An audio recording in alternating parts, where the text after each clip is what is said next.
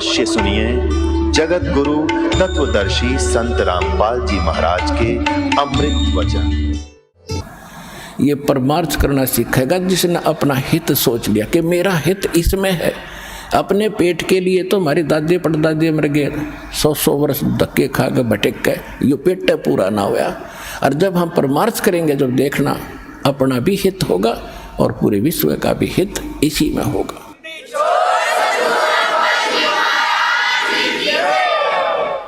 अब ये कितना परिवर्तन हो रहा है दास खुद देख रहा है।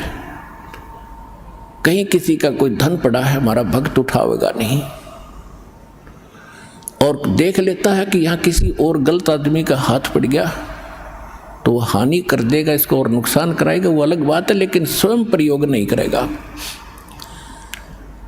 एक भक्त बता रहा था कि एक व्यक्ति के कोई जा रहा था, व्यापारी था, उसके 3 लाख रुपए गिर गए, एक थैला था और मैं पीछे पीछे आ रहा था।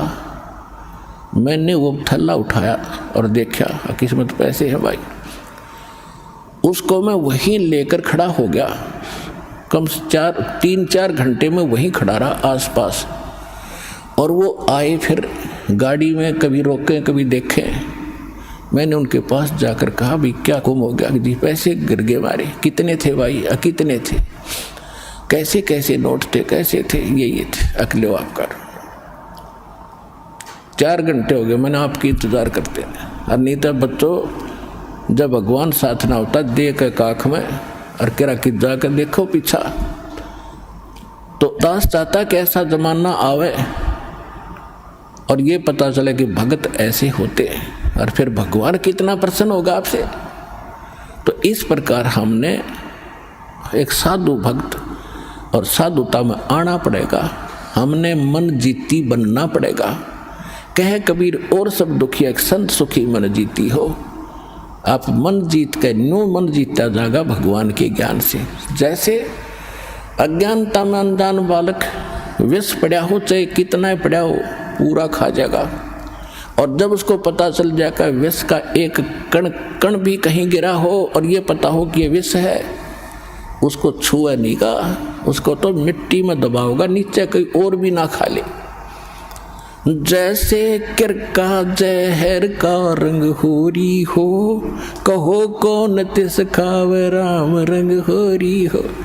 अब क्या बताना चाहते हो कि तुम होरी माने खुशी मना रहे हो और करो खाओ जहर सारा दिन, दूसरों की बुरी सोचो, बुरी नीत रखो, रिश्वत लेते हो, फलान मिलावट करते हो और तुम होरी मनाने की भी इंतजार कर रहे हो, खुशी की आशा करते हो। ये ऐसे आपके घर में होरी यानी खुशी नहीं हो सकती।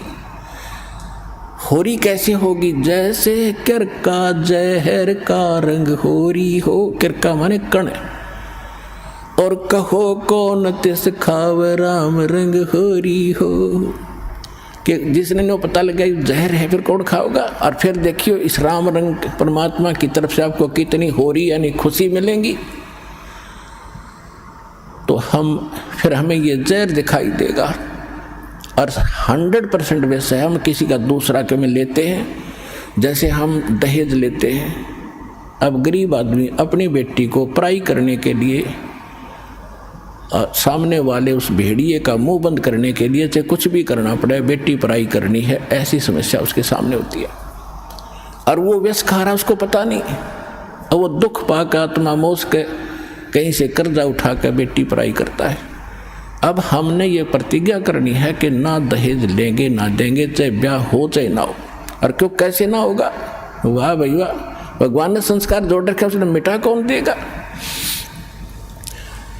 वो तो जबरदस्ती होगा, ना चाहते हुए भी होगा। ये तो हम बकवाद करते हैं, सिर्फ इन पैसे वालों ने शुरू की थी, मायादारी मस्करों ने। और मीडियम स्तर के गरीब व्यक्ति तो बेमतलब उस परंपरा में पीछे जाते हैं। तो हमने ये नहीं करना है, क्योंकि ये फिर हमने देना पड़ेगा अगले जन्म में। तो हम ये संस्कार घटाएंगे बढ़ाएंगे नहीं। यदि भक्ति करनी है, नहीं तो वे करो जो तुमने कर रहे हो, तारी मौज है। फिर भक्ति और मोक्ष की इंतजार मत करिए। अगर मर्यादा भंग करके चलोगे तो मर्यादा में रहो, आप भी सुखी, आपके बच्चे भी सुखी, आपकी बेटी भी सुखी रहेगी, क्योंकि आप उसको भगवान से जोड़ दो। जब भगवान साथ होगा तो उसकी कमी किस चीज़ की रह जाएगी? जब नितर भक्ति सच्चे मन तक करेगी, वह लगन से रहेगी, मर्यादा में रहेगी, अगले कुल को भी सुधार देगी हमारी बेटी, जा करके उनको विवश होना पड़ेगा उसकी साधना को और उसकी नेचर को देख करके। तो इसी प्रकार ये प्रचार होगा।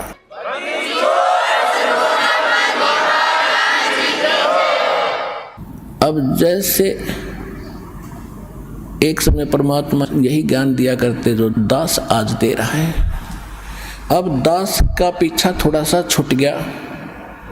इन मूर्ख लोग जो हमारे धर्म गुरु होया करते थे, स्वार्थी टट्टू, पहले पूर्वज हमारे कबीर साहब के पीछे लग रहे थे, हमें बहका दिया करते थे, कबीर साहब झूठ बोल रहे हैं, कबीर जी झूठ बोलते हैं, ये झूठा है, ब्रह्मा विष्णु में इसको ऐसे बताता है। अब यही शुरुआत इस दास के साथ हुई थी, लेकिन परमात्मा ने पहले प्रबंध कर रखा था, आपको शिक्षित किया, और वो शिक्षा आज काम आ गई। इंस्ट्रूमेंट साथ बनवा दिए दास के साथ साथ। अभी ये 2000 के बाद बने सारा, ताकि आप इन सदग्रंथों को खुद समझो, और खुद समझे तो आज मेरे साथ होगे। संघर्ष छोड़ दिया और ज्ञान का ऊपर संघर्ष खत्म होगा, और आज ये विश्व में फैल रहा है, निर्बाध फैलेगा, क्योंकि यह सच्चाई है, भगवान का वचन है, इसको कोई रोक नहीं सकेगा। अगर इसको कोई रोकने का व्यर्थ प्रयत्न करेगा तो वो अंधा गधा होगा।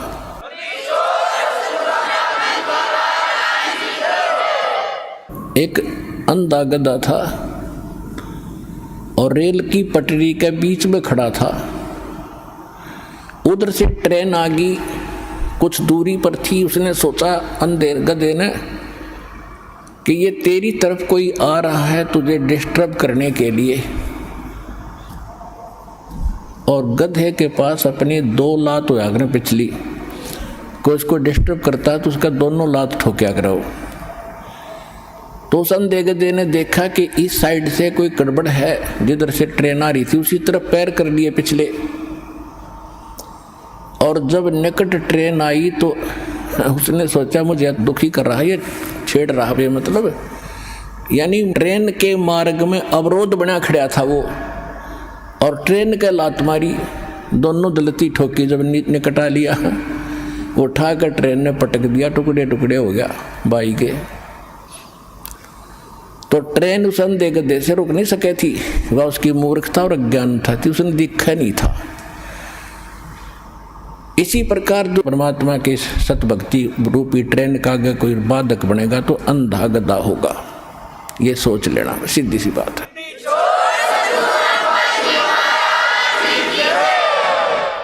तो पुण्यात्मा हमारे साथ समर्थ है, हमारा उद्देश्य किसी का बुरा करना नहीं है, स्वप्न में भी नहीं सोचते हम किसी का बुरा। हम तो विश्व कल्याण का उद्देश्य लेकर इस मार्ग पर कदम रखा दास ने, मालिक के सहयोग से। उन्हीं का वचन है कि पूरा विश्व में ये ज्ञान फैलेगा, कबीर साहब रहेंगे, सतनाम सब जाप करेंगे, और पूरा विश्व एक होगा। ये सीमाएं देशों की समाप्त हो जाएंगी, टुकड़े में अलग से व्यवस्था अलग बनी रहेगी। हम सब एक परमात्मा के बालक हैं, हिंदू मुस्लिम सिख ईसाई जितने भी प्राणी हैं। जीव हमारी जाति है, मानव धर्म हमारा, हिंदू मुस्लिम सिख ईसाई धर्म नहीं कोई नारा, हमारा ये नारा है, हमारा ये उद्देश्य है। और ये भगवान ने कह रखा है कि ऐसा होगा जब हम भगवान के लिए तो भटक ही रहे हैं, भगवान के लिए हम भिन्न भिन्न बने, कोई ईसाई बना, कोई मुसलमान बना, कोई सिख बना, कोई हिंदू बना, और भगवान जब हमें सामने पिक्चर होगी तो हम भगवान के लिए फिर एक भी बनेंगे, इसने कोई रोक नहीं सकेगा। और शांति होगी, ये आपसी झगड़े खत्म होंगे, धर्म के झगड़े खत्म होंगे, सीमाएं के झगड़े खत्म होंगे। अब जैसे पहले अंग्रेज लोग यहाँ थे, यहाँ से बहुत सा धन ले जाके उन्होंने इंग्लैंड में भर दिया, और वो मर के भारत में गधे बन गए। उनका क्या काम आया वो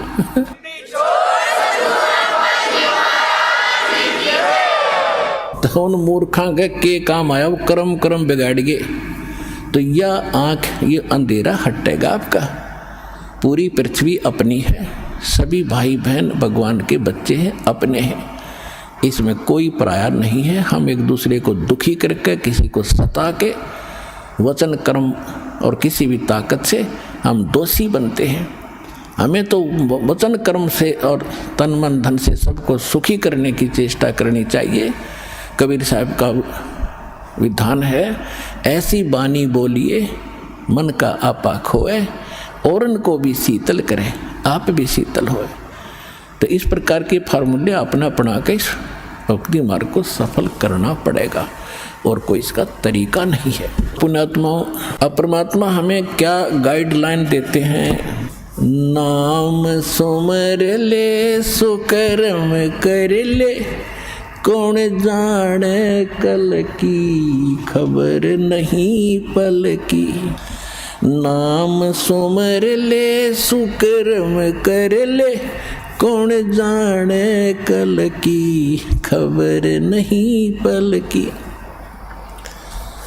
बहुत से उदाहरण आपके सामने हैं। एक आंध्र प्रदेश का मुख्यमंत्री हेलीकॉप्टर से दूसरे स्थान पर अपना जलसा करने के लिए, मीटिंग करने के लिए रवाना हुआ। उसकी स्वागत में, उसके आगमन के स्वागत में उसके जो कर्मचारी, अधिकारी और उसके साथी उसे लाभ लेने के चक्कर में कि जो खुदा मान रखा था उन्हें, उसके लिए फूलों के हार लिए खड़े, उसके लिए बड़ी बड़ी स्टेज लगा रखी और खाने के लिए व्यवस्था कर रखी। हेलीकॉप्टर क्रैश हो गया और जंगल में गिर गया। 3 दिन तक उसकी लाश नहीं मिली। और वहाँ से उड़ा जब उसने पता नहीं के वो ला रखी थी, ये करूँगा, वहाँ ऐसे कर दूँगा, उसको ऐसे कर दूँगा, उसको ऐसे फांसी दे दूँगा, उसको ऐसे लाभ दे दूँगा। और आगे की बनाएगी, फिर पीछे तू पशुआ की जे गद्दा बैल बनाई। ये 56 भोग कहाँ मन भोरे है, कित कुरनी चरने जाई।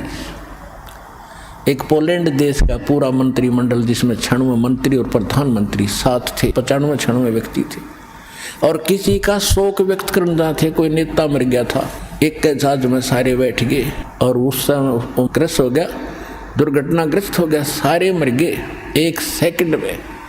खा कहिए और बाकी बचे हुए फिर प्रधानमंत्री तैयार हो गया, खा ये मैं कर दूंगा, कला तोड़ दूंगा। तो बिना ज्ञान के नू डले ठोरे हो भाई, इससे बचना पड़ेगा, भगवान जपना पड़ेगा और मन को जीतना पड़ेगा इस ज्ञान के आधार से, तब सुखी और परलोक प्राप्ति होगी।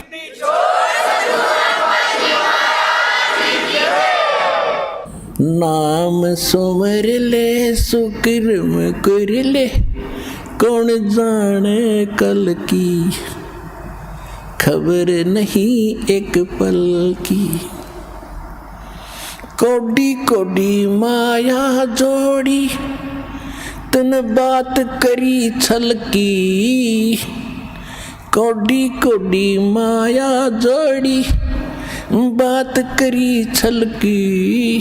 पुण्य पाप किली बांधे पोटरिया, या कैसे हो हल्की खबर नहीं पल की।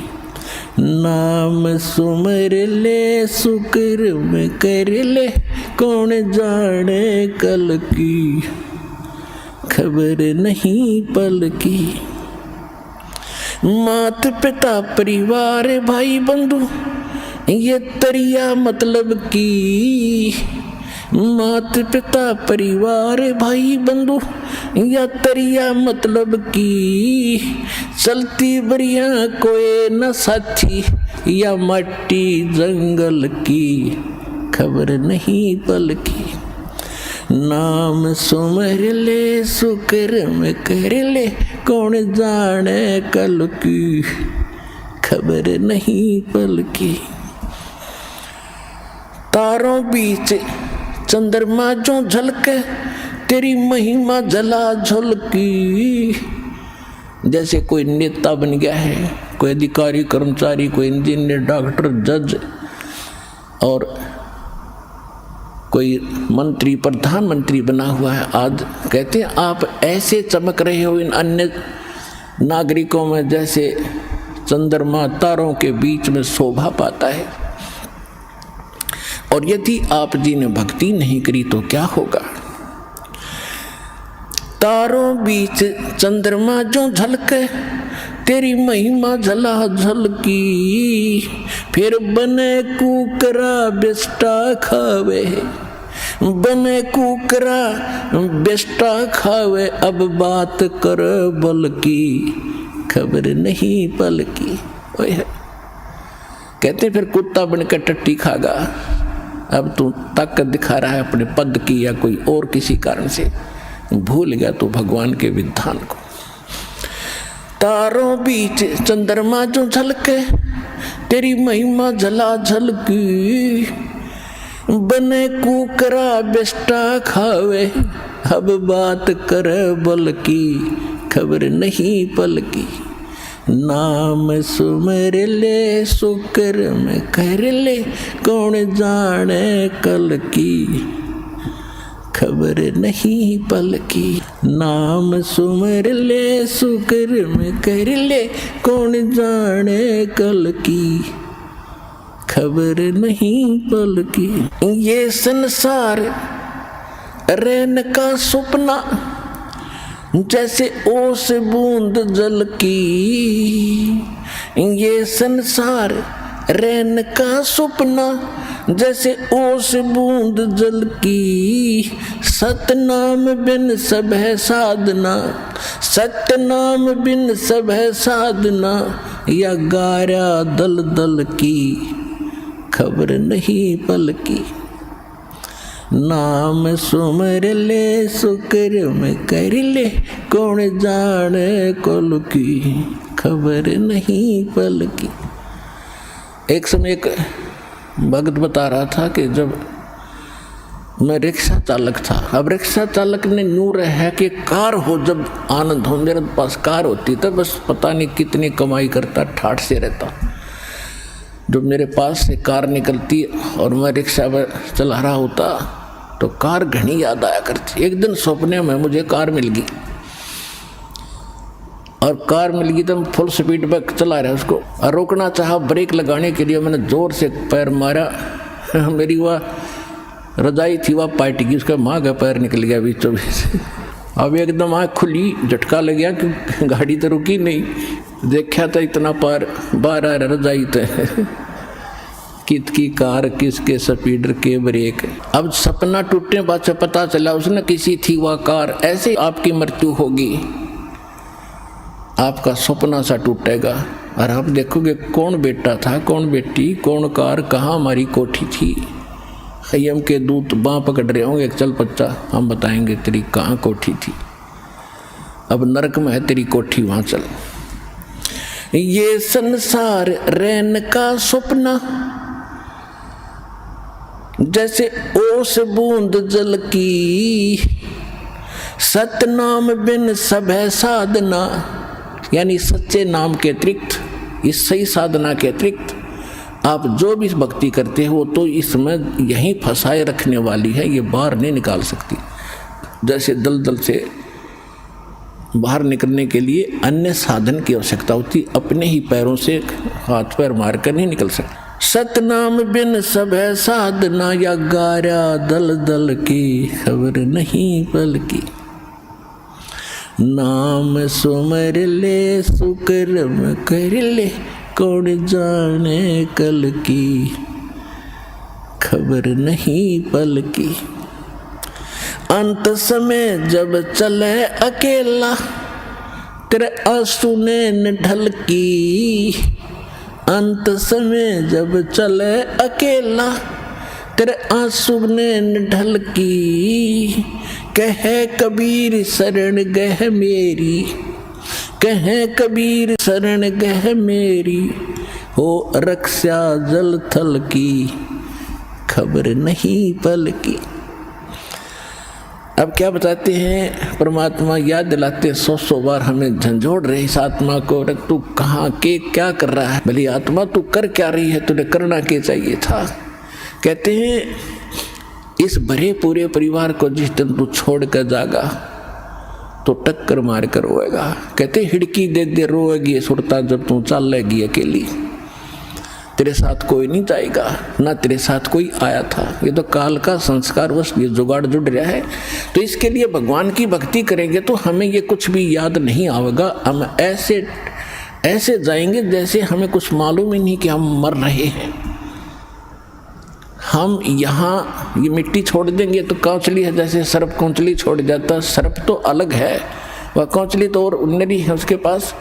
तो इसी प्रकार हमारी इस बॉडी के अंदर और बॉडी है जो ओरिजिनल है, और इस मिट्टी वाली से उसके अंदर हमने वह शक्ति पैदा करनी है। जो पाप करते वो पाप इकट्ठे हो जाएंगे, पुण्य और भक्ति करेंगे वो भक्ति से उसमें ताकत आ जाएगी। उसके कारण फिर हम चलते समय हमें कुछ भी याद नहीं आओगे, 1 सेकंड में ऊपर पाओगे बैठे। और यदि हम भक्ति नहीं करते हैं और फिर याद करते हैं, ओहो ये रह गया वो रह गया, फिर मृत्यु के बाद वहीं कुत्ते गधे बनकर वहीं घूम रहे होते उन्हीं गलियों में, और अपने परिवार के सदस्यों के लठ खा रहे होते। तो इस प्रकार हमने ये क्या बताना चाहते हैं कि अंत समय जब चले अकेला फिर रोएगा तू कि मेरा कुछ भी नहीं रहा, मेरे साथ कोई चल नहीं रहा, ये क्या बनी।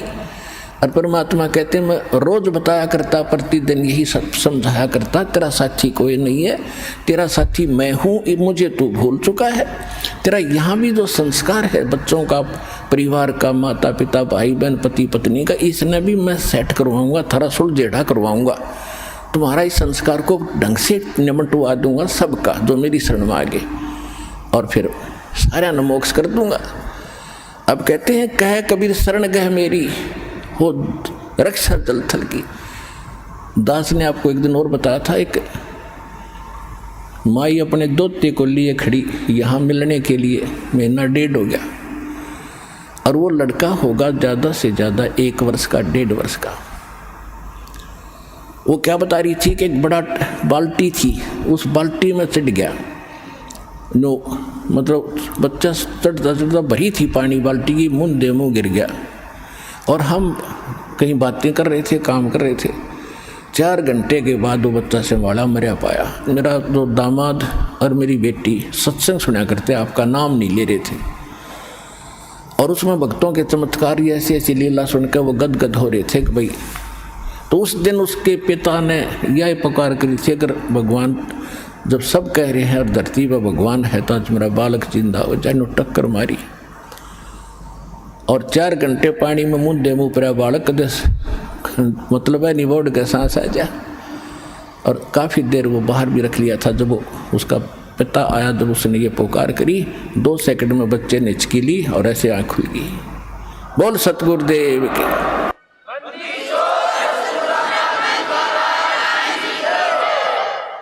फिर डॉक्टर के पास ले गई, हिसार बता रहे थे। उसके बाद वो मिले नहीं हमें। फिर वो लड़के को लेकर आ रहे थे जी, सारा परिवार ने आज नाम भी ले लिया। देखो कहते हैं कह कबीर शरण गए मेरी। जब उन्होंने हृदय से ये मान रखा था कि संत है तो ये है, आ नहीं पा रहे थे। अब यहाँ लाने का तरीका भी उन्होंने अपनाना पड़ा। अब जैसे इस काल ने के कर रखा अपने साथ, यूँ यहाँ नहीं आने देता और बाकी कितने ले जाए इसने। अब ज्ञान सुन रहा है पूरा संसार, लगभग काफ़ी भारतवर्ष में तो बहुत सुन रहे हैं इस साधना चैनल पर, इस पुस्तक में भी पढ़ रहे हैं और हमारे भक्तों से भी वो ज्ञान सुनकर अब वो ये सोच रहे हैं कैसे चले, इसको कैसे छोड़े। उनकी हिम्मत ना बढ़ रही आने की। अब मैं एक बात याद आवा, छोटा जब दास पढ़ा करता 4वीं-5वीं कक्षा में, और जिस दिन स्कूल में टीचर ना आते, वो क्लास के बालक, एक तालाब था, उस तालाब पर स्नान करने भाग जाया करते। दिन में हम भी चले जाते थे। और क्या करते थे, एक वृक्ष था बट वृक्ष, और उसका ऐसे लंबा सा टहनी डारी ऊपर जा रही थी, और उस पर चढ़ कर छलांग मारा करते जल में। और एक बच्चा चढ़ गया ऊपर, पहली बार चढ़ गया ऊपर, और तक कूद गया उस पर, ना छलांग लगी और नो बैठा बैठा ना नीचे उतरा जा उस पर, और ना छलांग लगाई जा।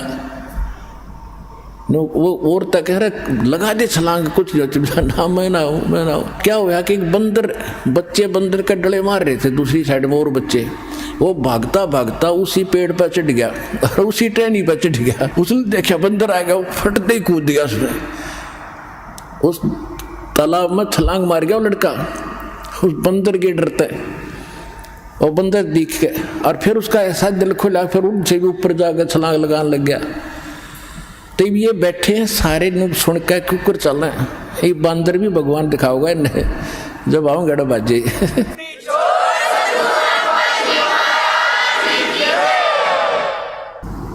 परम पिता परमात्मा पूर्ण ब्रह्म सर्व सृष्टि रचनहार कबीर परमेश्वर जी की असीम रजा से आप सभी पुण्यात्माएं परमात्मा की महिमा सुनने के लिए उपस्थित हुए। परमेश्वर की कृपा से ये सब आपके ऊपर रहम हुआ है। आपको ऐसे समय में मानव शरीर प्राप्त हुआ है, स्त्री या पुरुष का, और पिछले संस्कार से ही आपके अंदर परमात्मा पाने की प्रेरणा प्रबल रही है। बचपन से ही आप कोई ना कोई साधना कर ही रहे थे। तो जो साधना कर रहे थे हम उसको सही मानकर ही कर रहे थे। जब तक हमें ओरिजिनल और डुप्लीकेट का ज्ञान नहीं होता तब तक हम डुप्लीकेट नोट को भी छुपा कर सीने से लगा कर रखते हैं। और जिस समय हमें कोई ज्ञान करा देता है नकली और असली दोनों साथ साथ रख के, तो फिर हम दुख तो बहुत होता है कि मैं ठगा गया और नकली नोट लिए फिर रहा था, लेकिन उसका अब कोई यूज नहीं, उसको फेंकना ही पड़ता है। तो पुण्यात्माओं, जो साधनाएं हम कर रहे थे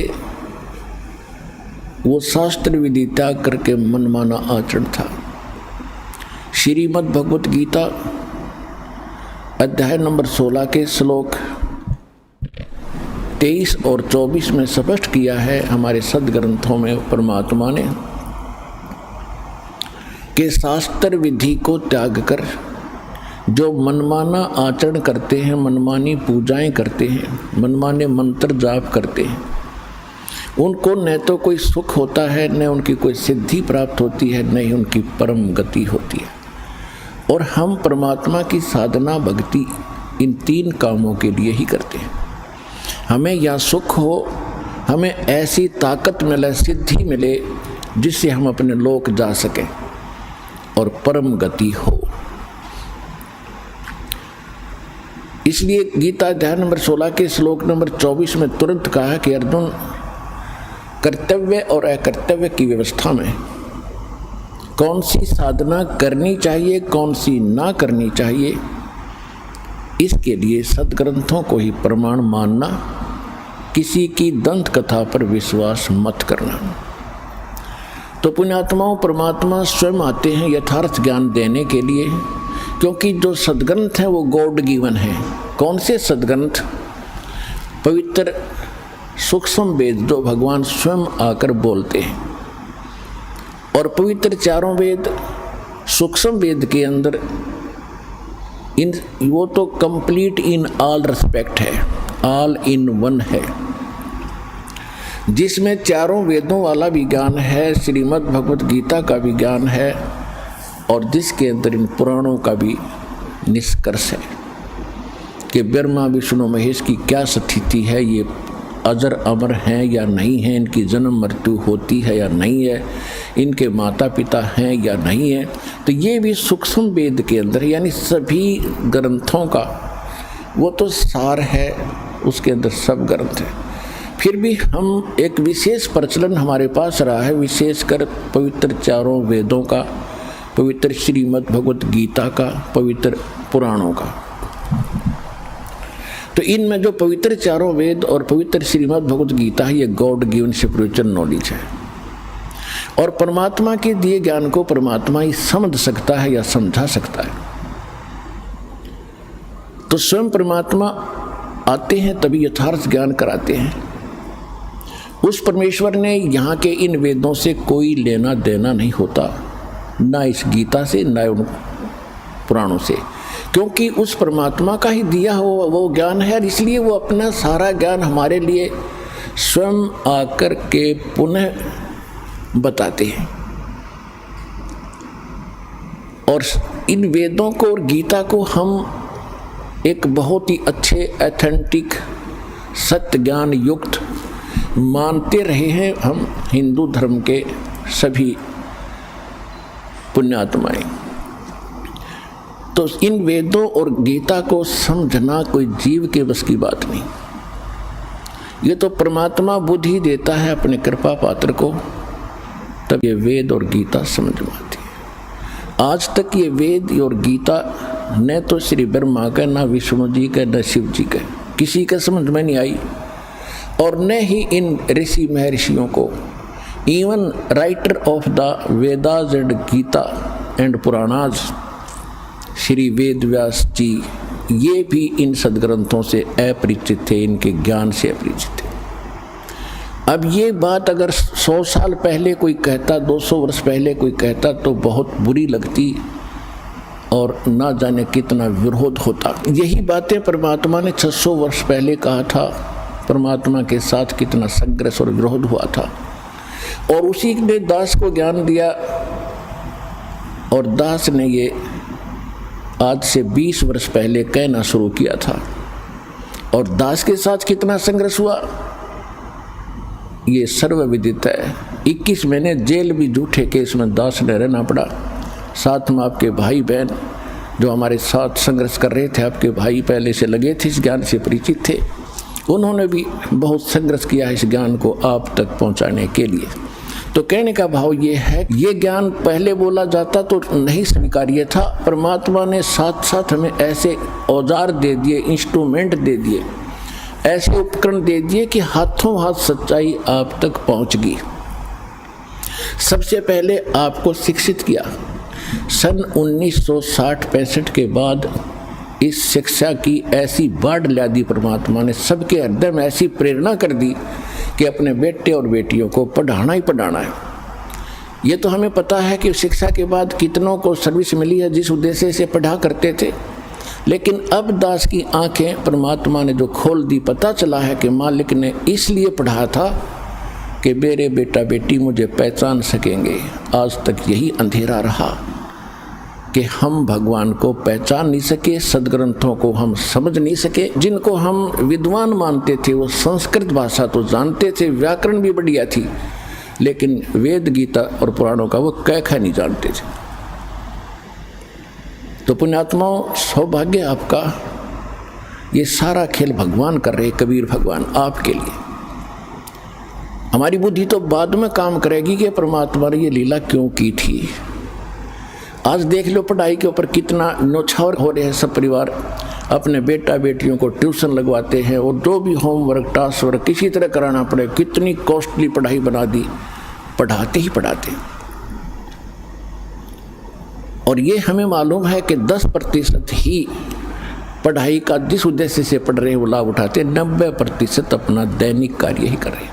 तो इसलिए हमें परमात्मा ने शिक्षित किया कि आप भगवान को पहचान के और भक्ति करके इस दीर्घ रोग का नाश करवा लोगे, फिर सदा सुखी होगे। असली पढ़ाई तो अब शुरू होगी आपकी, जो दास पढ़ा रहा है। ये शिक्षा आपका यहाँ भी काम आएगी और परलोक भी सुधरेगा, सतलोक चले जाओगे जो सदा सुखी रहोगे।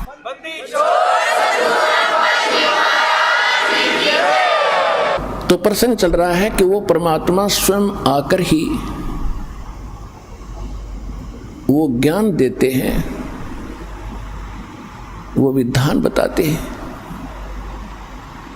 नहीं तो इन वेद और गीता को 5500 वर्ष हो चुके हैं, 5500 वर्ष हो चुके हैं इन वेदों और गीता को लिखे हुओं को, कागज पर उतारे हुओं को। और इनको याद करके कोई चतुर्वेदी प्रसिद्ध हुआ। 4 वेदों को कंठस्थ याद करना कोई बालकों का खेल नहीं है, वो भी कर लिया। उन्होंने सोचा था कि शायद वेदों के पढ़ने से मोक्ष हो जाएगा, मोक्ष नहीं हुआ, विद्वान बन गए, वह अज्ञानी बन गए, अभिमानी बन गए। किसी ने 3 वेदों को कंठस्थ किया, वो त्रिवेदी कहलाए। किसी ब्राह्मण ने 2 वेदों को कंठस्थ कर लिया, याद परंपरा थी उनकी, सभी करते थे याद ऐसे, तो द्विवेदी कहलाई। लेकिन मोक्ष नहीं था। क्यों? क्योंकि गुरु बिन काहुन पाया ज्ञाना, जो थोथा बुस छड़े मूड किसाना। गुरु बिन वेद पढ़े जो प्राणी, समझे न सारे रहे अज्ञानी। अब जितने भी ऋषि महर्षि थे, इवन ब्रह्मा विष्णु महेश तक भी इन वेदों से अपरिचित थे, ये अज्ञानी थे, इनको ज्ञान भक्ति का नहीं था। अपने जॉब में, अपने सिलेबस में चाहे कोई कितना विद्वान हो, जैसे कोई संस्कृत पढ़ता है और संस्कृत में वो कितना विद्वान हो बना रहे, कोई इंग्लिश पढ़ता है, इंग्लिश में कितना विद्वान हो बना रहे, लेकिन अध्यात्म ज्ञान के अंदर वो जीरो है, -0 है। तो ज्ञान अध्यात्म भगवान बताते हैं, भगवान स्वयं आते हैं, अपना ज्ञान आप कराते हैं। वेद प्रमाणित करते हैं कि अपने द्वारा रची हुई सृष्टि को परमात्मा स्वयं आकर ही ठीक ठीक बताते हैं। जिन सदग्रंथों को हम यथार्थ ज्ञान युक्त मानते हैं, पवित्र चारों वेद, पवित्र श्रीमद् भगवत गीता, ये तो है गॉड गिवन स्पिरिचुअल नॉलेज। और रही बात पुराण और उपनिषद, ये किसी ऋषि और संत साधु की अपना अनुभव है, अपना ज्ञान है, जैसा उसने भगवान को जाना। 18 पुराण श्री ब्रह्मा जी के द्वारा दिया गया ज्ञान है। ब्रह्मा जी से दक्ष आदि ऋषियों को प्राप्त हुआ, उनसे फिर आगे ऋषियों ने प्राप्त हुआ। उन्होंने कुछ तो ब्रह्मा जी का ज्ञान, कुछ अपना अनुभव, और उसमें ऐड करके 18 पार्ट कर दिए इसके। तो ये जो वेद से और गीता से ज्ञान नहीं मिलता है, तो वो उन ऋषि महर्षियों का अपने घर का है, हमारे काम नहीं। और वेद और गीता में जो ज्ञान है, यदि वो सूक्ष्म वेद में मिलता है, जैसे श्रीमद् भगवत गीता में कुछ इस काल भगवान ने, ब्रह्म ने कुछ थोड़ी सी गड़बड़ी कर रखी है, जिसमें इसने युद्ध कराने के लिए बकवाद करी है। उदाहरण पर्याप्त होता है, दूसरे अध्याय के 37 और 38 श्लोक में ये दोगला ज्ञान दे रहा है। एक तो कह रहा है कि अर्जुन, यदि तू युद्ध में मारा गया तो स्वर्ग प्राप्ति करेगा, और यदि युद्ध जीत गया तो तू पृथ्वी का राज भोगेगा, तेरे दोनों हाथों में लड्डू। यानी लोभ लालच दिखा रहा है। फिर 38 में श्लोक में कह रहा है दूसरे अध्याय के गीता जी में कि अर्जुन, लाभ हानि न भूल के छोड़ के और निष्काम भाव से युद्ध कर ले। इस प्रकार युद्ध करने से तू पाप को प्राप्त नहीं होगा। कोई बात हुई है? लाभ हानि तो पहले आप बता रहा है कि मर गया तो स्वर्ग में जाएगा, जीत गया तो सुख भोगेगा, और फिर नो क्या लाभ हानि छोड़ दे। तो ये इस तरह की जो बकवाद हैं गीता में, ये तो है इस ब्रह्म काल की। बाकी जो शेष ज्ञान है, जो अध्यात्म सत्र का, भक्ति मार्ग का, वो बिल्कुल वेद वाला ही है। ये क्या था कि परमात्मा ने ये कंप्लीट स्पिरिचुअल नॉलेज, जिसको सवसम वेद, सूक्ष्म वेद भी कहते हैं, सवसम वेद भी कहते हैं, परमात्मा ने सबसे पहले जब ये सृष्टि रची थी काल की, इस काल के अंतःकरण में फैक्स कर दिया था, ईमेल कर दी थी। आज से अगर 50-100 वर्ष पहले हम ये ज्ञान देते तो आपका कतई यकीन नहीं होता। अब जो हम भौतिक विज्ञान को देख रहे हैं, परमात्मा की अध्यात्म विज्ञान है, इससे 1000 लाख करोड़ गुना सूक्ष्म और तेज है, ज़्यादा एफिशिएंट है। उसको समझने के लिए इतना पर्याप्त है। जैसे आज आप अपने कंप्यूटर से कितना मैटर और कहाँ भेज देते हो, 1000 किलोमीटर दूर, और बीच में कोई तार नहीं, वहाँ जाके निकाल लेते हैं, इतना बड़ा ग्रंथ बन जाता है। ठीक इसी प्रकार परमात्मा ने सतलोक से इस काल के हृदय में एक सूक्ष्म वेद कंप्लीट भेज दिया था, और उसका निर्धारित समय रख दिया। जैसे बच्चा पेट में स्थापित होता है गर्भ, और 9वें महीने वो बाहर आता ही आता है, किसी के बस की बात नहीं। ठीक इसी प्रकार जब ब्रह्मा और विष्णु की उत्पत्ति इसने कर दी दुर्गा के संयोग से, यानी दुर्गा देवी और काल ये दोनों पति पत्नी हैं। ये गुप्त रहता है, इसने प्रतिज्ञा कर रखी है कि मैं किसी के सामने नहीं आऊँगा। क्यों? इसने गलती गढ़ी कर रखी है। इसको श्राप लगा है 1 लाख मानव शरीरधारी प्राणियों को रोज खाने का, तो ये सामने आ जाए, सबको पता लग जाए ये कसाई है, तो सब इससे नफरत करें, इसलिए छुपा रहता है। गीता अध्याय नंबर 7 के श्लोक नंबर 24 और 25 में स्वयं कहता है कि अर्जुन, ये मूर्ख लोग मुझ अव्यक्तम व्यक्ति अपनम मनन्ते, मुझ अव्यक्त को, अव्यक्त माने मैं गुप्त रहता हूँ, अपनी योग माया से छुपा रहता हूँ, मैं किसी के समक्ष नहीं आता। और ये मूर्ख लोग मुझे कृष्ण मान रहे होंगे, व्यक्ति रूप में आया हुआ, आई एम नॉट कृष्ण, मैं छुपा रहता हूँ, मैं किसी के समक्ष नहीं आता, ये मेरा अटल घटिया विधान है, अनुत्तम अव्यय। तो कहने का भाव यह कि छुपा रहता है और सारा काम करता खुद है, किसी में प्रवेश करके, किसी को प्रेरणा करके, रिमोट इसके हाथ में है 21 ब्रह्मांड के प्राणियों का। तो जिस समय ब्रह्मा और विष्णु और शिव तीनों की इन्होंने उत्पत्ति कर दी और इनको कोमा में डाल दिया और इनकी परवरिश जारी रखी, जब ये युवा हो गए तो इनको कोमा से बाहर कर दिया, सचेत कर दिया। और फिर लंबी कहानी है, लेकिन आज विषय दूसरा है। फिर क्या हुआ, काल के अंतःकरण से, इस ब्रह्म के हृदय से ये सूक्ष्म वेद बाहर आया। ये एक वेद था पहले।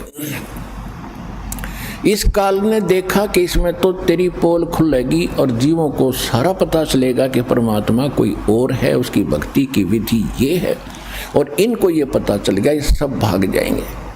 ये हमें धोखा करके यहाँ लाया है और इसका निजी स्वार्थ है। 1 लाख मानव शरीरधारी प्राणी रोज खाता, आप देख लो, यहाँ बुच्चड़ खाना खोल रखा, कितने बस खड्डे में गिर गई 50 मर गए, कितने भूकंप आ गया, कहीं रेल दुर्घटना, कितने विमान दुर्घटना, हाहाकार मची है, कैसे वैसे डेथ, कोई नेचुरल डेथ, कोई बीमारी से मृत्यु, और ये 1 लाख जीवों को रोज खाता है। ये ऊपर का कवर खाने का नहीं है, जैसे बादाम के अंदर एक गिरी होती है उसको खाया जाता है, और ऊपर का कवर खाने का नहीं होता।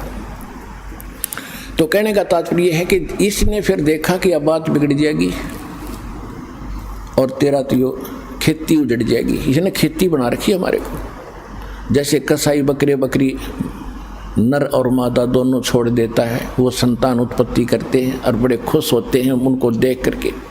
और कोई एक दूसरा बकरा बकरी किसी के बच्चे को कोई सींग मार देता है तो भेड़ मरते हैं, तूने मेरे बच्चे को कैसे मार दिया, और शाम नौ काल सब ने काट ले जाता है, बच्चे को, बेटे को, माँ को भी। तो हम सब 21 ब्रह्मांड में, इंक्लूडिंग ब्रह्मा विष्णु महेश, हम काल के इस कसाई के बाड़े में रह रहे हैं।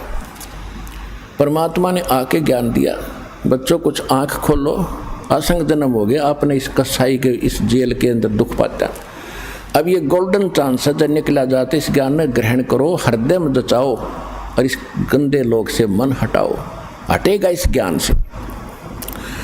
तो इसने क्या किया, तो जो विशेष रहस्य और मूल ज्ञान था इसने नष्ट कर दिया। इसने छांट छूट के 4 वेद रख लिए ताकि इनको ये मिसगाइड भी रहें। कंप्लीट ज्ञान नहीं है चारों वेदों में, केवल ओम का नाम है, ओम ब्रह्म तक की साधना है। और वेदों में ये भी लिखा कि परमात्मा कोई और है, वो तो गुप्त रहता है, मैं ब्रह्म हूँ, मैं वहाँ दिव्य आकाश रूपी ब्रह्म लोक में रहता हूँ, मेरा ओम नाम है, वो परमात्मा गुप्त है, उसके पाने का 3 मंत्र का जाप है। अब इसने ये तो हिंट तो कर दिया, लेकिन वो नाम नहीं पता, वो ख़त्म कर दिए, इसको खुद नहीं मालूम क्योंकि उसने जल्दी जल्दी में नष्ट कर दिए। तो उसकी पूर्ति के लिए परमात्मा स्वयं आते हैं। जैसे ऋग्वेद मंडल नंबर 9 सूक्त 1 मंत्र 8 और 9 में, ऋग्वेद मंडल नंबर 9 सूक्त 67 मंत्र 26 में ये स्पष्ट किया है कि वो परमात्मा 3 प्रकार से हमारे केयर टेक करता है, 3 प्रकार के शरीरों से, 3 सतिथि से। एक सतिथि है परमात्मा सत्यलोक में रहते हैं, एक सिंहासन के ऊपर यानी तख्त के, तख्त कहते हैं जैसे दिल्ली के तख्त पर, जैसे हम पढ़ा करते इतिहास, दिल्ली के तख्त पर अकबर बादशाह का शासन था। तख्त माने सिंहासन, राजगद्दी। तो परमात्मा सतलोक में सिंहासन पर अनंत कोट ब्रह्मांड के राजा महाराजा सम्राट के रूप में विराजमान है। उनके सिर पर मुकुट है, ऊपर श्वेत छत्र है दाता के, और एक बहुत सुंदर गुम्बद है, बहुत बड़ा। जैसे ये मंदिर वगैरह बनाए गए हैं, मंदिरों की सतिथि तो अलग बना दी, लंबी चोटी कर दी, उसकी चोटी लंबी नहीं है, गोलाई है, गुम्बज टाइप। और उसके अंदर मालिक बैठे हैं जिनके एक रोम यानी शरीर के बाल को रोम कहते हैं, और जहाँ बाल उगा है उसको रोमकूप कहते हैं। तो एक रोम की परमात्मा के प्रकाश इतना है जैसे करोड़ सूर्य करोड़ चंद्रमा मिला दे तो भी फीका पड़े, इतना नूर है उस परमपिता के। पूरी बॉडी का अंदाज़ा लगा सकते हो आप। तो वहाँ वो बैठे हैं। दूसरी स्थिति में वही परमात्मा प्रत्येक युग में एक लीला करते हैं हमारे लिए। एक शिशु रूप धारण करके ऊपर से आते हैं, एक किसी तालाब के अंदर कमल के फूल के ऊपर शिशु रूप धारण करके, बालक का, छोटे बालक का रूप धारण करके वो विराजमान होते हैं। और वहाँ से कोई निसंतान दंपति, कोई जिनका संतान ना हो, बेऔलादे, वो पति पत्नी उनको उठा ले जाते हैं। वहाँ परमात्मा की परवरिश की लीला होती है, और परमात्मा की परवरिश की लीला कंवारी गायों से होती है। अब ये तो है वेद ज्ञान। ये दूसरी स्थिति में परमात्मा ऐसे आते हैं। और तीसरी स्थिति उनकी क्या है कि वे कहीं भी कभी भी कहीं भी प्रकट हो जाते हैं, एक साधु संत महात्मा या कोई अन्य रूप बना के, और अपनी प्यारी आत्माओं को मिलते हैं, उनको भी यथार्थ ज्ञान समझाते हैं, उनको ज्ञान देते हैं, और सतलोक से परिचित करा के उनको वापस छोड़ देते हैं। कलयुग के अंदर इस परमात्मा की लीला विशेष पिक्चर में है, विशेष प्रमाणित है। इसी से अंदाज़ा लगा लेना कि चारों युगों में परमात्मा ने ऐसा ही किया है। तो इसमें जो तीसरी स्थिति में परमात्मा आए हैं वो किन किन महापुरुषों को मिले हैं जो दास के नॉलेज में हैं। आदरणीय धर्मदास साहिब जी, आदरणीय मलुकदास साहिब जी, आदरणीय नानक साहिब जी सिख धर्म के प्रवर्तक, आदरणीय दादू साहिब जी, आदरणीय गरीबदास साहिब जी गांव छुड़ानी जिला झज्जर हरियाणा वाले, आदरणीय गीसा दास साहिब जी गांव खेखड़ा जिला बागपत उत्तर प्रदेश वाले, और आदरणीय स्वामी रामानंद जी काशी वाले आचार्य पंडित जी उनको मिले थे। आज आपको जो परमात्मा कलयुग के अंदर प्रकट हुए उसकी जानकारी देंगे, क्योंकि परमात्मा के ज्ञान को हम समझ नहीं सके। और हमारे धर्मगुरु कबीर परमात्मा को एक धानक, एक शूद्र, एक जुलाहा कह करके उनसे हमारे हृदय में उनके प्रति नफरत पैदा कर रखी थी कि वो तो शूद्र जाति का था, अनपढ़ था, वो पता नहीं क्या क्या बकवाद करता था। और यहाँ तक बकवाद कर रखी थी कि वो किसी विधवा ब्राह्मणी का जन्म लिया था, और वो शर्म के मारे कहीं डाल गई थी कि इन लोगों ने तो ठेका ले रखा था, काल के एजेंट बन गए थे ये, भगवान से हमें दूर रखने का इन्हें कॉन्ट्रैक्ट ले रखा था, एग्रीमेंट कर रहे थे काल से। लेकिन ये एग्रीमेंट कब तक चलेगा मालिक के सामने? परमात्मा ने समय रख दिया था कि चौथा युग जब कलयुग आवे तब हम अपना अंश पठावें। काल फंद छूटे नरलोई, सकल सृष्टि परवानी खोई, घर घर देखो बोध विचारा, सतनाम सब ठोर उचारा। और कलयुग बीत जावा जब एता, कलयुग बीते 5505 जब ये वचन मेरा होगा सच्चा, कलयुग बीत जावा जब एता, तब सकल जीव परम पुरुष पद चेता। तो इस समय इब आ गया भगवान के बारे में कंप्लीट जानकारी आपको परमात्मा ने इस दास के माध्यम से करवाना है, और वो करवाई दी है। तो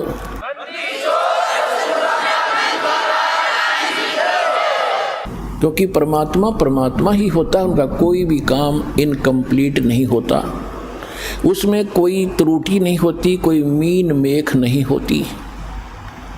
तो परमेश्वर ने स्वयं आए और अपने प्यारी आत्माओं को अपना विटनेस बनाया, गवाह बनाया, साक्षी बनाया। जिन महापुरुषों के शुभ नाम दास ने अभी आपको बताए इनको परमात्मा ने साक्षी बनाया। इनमें से विशेष रोल जो रहा है एक धर्मदास जी का, और दूसरा रहा है विशेष रोल आदरणीय गरीबदास साहिब जी का, क्योंकि इन दो महात्माओं को परमात्मा ने विशेष ज्ञान दिया है। ज्ञान तो और भी महापुरुषों को दिया, क्योंकि भगवान से परिचित करा दिए, लेकिन उनकी जो वाणी थी वो कंप्लीट हमारे हाथ लगी नहीं। और धर्मदास जी के द्वारा जो कबीर सागर, कबीर वाणी, कबीर बीजक, कबीर साखी, कबीर शब्दावली जो भी लिखवाई थी, बीच में लंबा समय बीत जाने से काल के दूतों ने अपने अपने हिसाब से अपनी बुद्धि अनुसार उनमें कुछ परिवर्तन कर दिया, कुछ निकाल दी। कबीर सागर में या कबीर साहिब की वर्तमान चल रही किसी भी लिटरेचर में जो आरती हम करते हैं कबीर परमात्मा की, श्यामना आप देखते हो, वो किसी में नहीं मिलेगी आपको। इसे और ये है कबीर साहिब की, तो ये उनमें नहीं है, तो ये निकाल दी गई उनके द्वारा। तो उसकी पूर्ति करने के लिए परमात्मा ने धर्मदास जी से कहा था कि बर्मा पंथ जब होगा 1774 में उसका जन्म होगा, विक्रमी संवत 1774 में, सन 1717 में, और उसके द्वारा मेरी महिमा की वाणी पुनः प्रकट होगी। लेकिन उस मेरी वाणी को और गरीबदास जी के द्वारा बर्म पंथ द्वारा बोली गई वाणी को वो अनुयायी समझ नहीं सकेंगे। फिर बर्म में पंथ में हम आएंगे और सभी पंथ जो अलग अलग हो गया समाज, इनको एक बनाएंगे और पूरे विश्व का कल्याण करेंगे। तो परमात्मा नहीं आए तो दास को भेज दिया, वो ज्ञान सारा दे के और वो शक्ति दे के अपने वाली। अब आपका कल्याण होगा।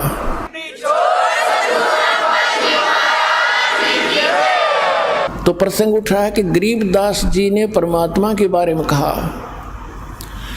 ना सतगुरु जननी जने उनके माने बापे, पिंड ब्रह्मंड से रहित जाना तीनों ताप। के ना सतगुरु जननी जने, कबीर परमात्मा माँ से जन्म नहीं लिया और उनके कोई माता पिता नहीं है। और परमात्मा ने जब गोरखनाथ जी के साथ गोष्ठी हुई थी और गोरखनाथ जी के छक्के छुड़ा दिए थे, सिद्धि में भी वो फेल कर दिया था, तब गोरखनाथ जी ने पूछा था, भगवान आप कौन हो? मेरे सामने सिद्धि में कोई टिकने वाला आज तक नहीं था। परमात्मा कबीर जी ने क्या बताया, अवधू अवगत से चल आया, मेरा कोई भेद मर्म ना पाया। अवधू अवगत से चल आया, मेरा कोई भेद मर्म ना पाया। ना मेरा जन्म न गर्भ बसेरा, बालक बन दिखलाया, काशी नगर जल कमल पर डेरा, तहाँ जुलाहे न पाया। मात पिता मेरे कछु नाही, ना मेरे घर दासी, जुल्ला का सुत आने कहाया, ये जगत करो मेरी हंसी। मात पिता मेरे कछु नाही, ना मेरे घर दासी, जुल्ला का सुत आने कहाया, जगत करे मेरी हंसी। पांच तत्व का धड़ना मेरा, जानो ज्ञान अपारा, सत्य स्वरूपी नाम साहिब का, वो है नाम हमारा। पांच तत्व का धड़ना मेरे, जानो ज्ञान अपारा, सत्य स्वरूपी नाम साहिब का, वो है नाम हमारा।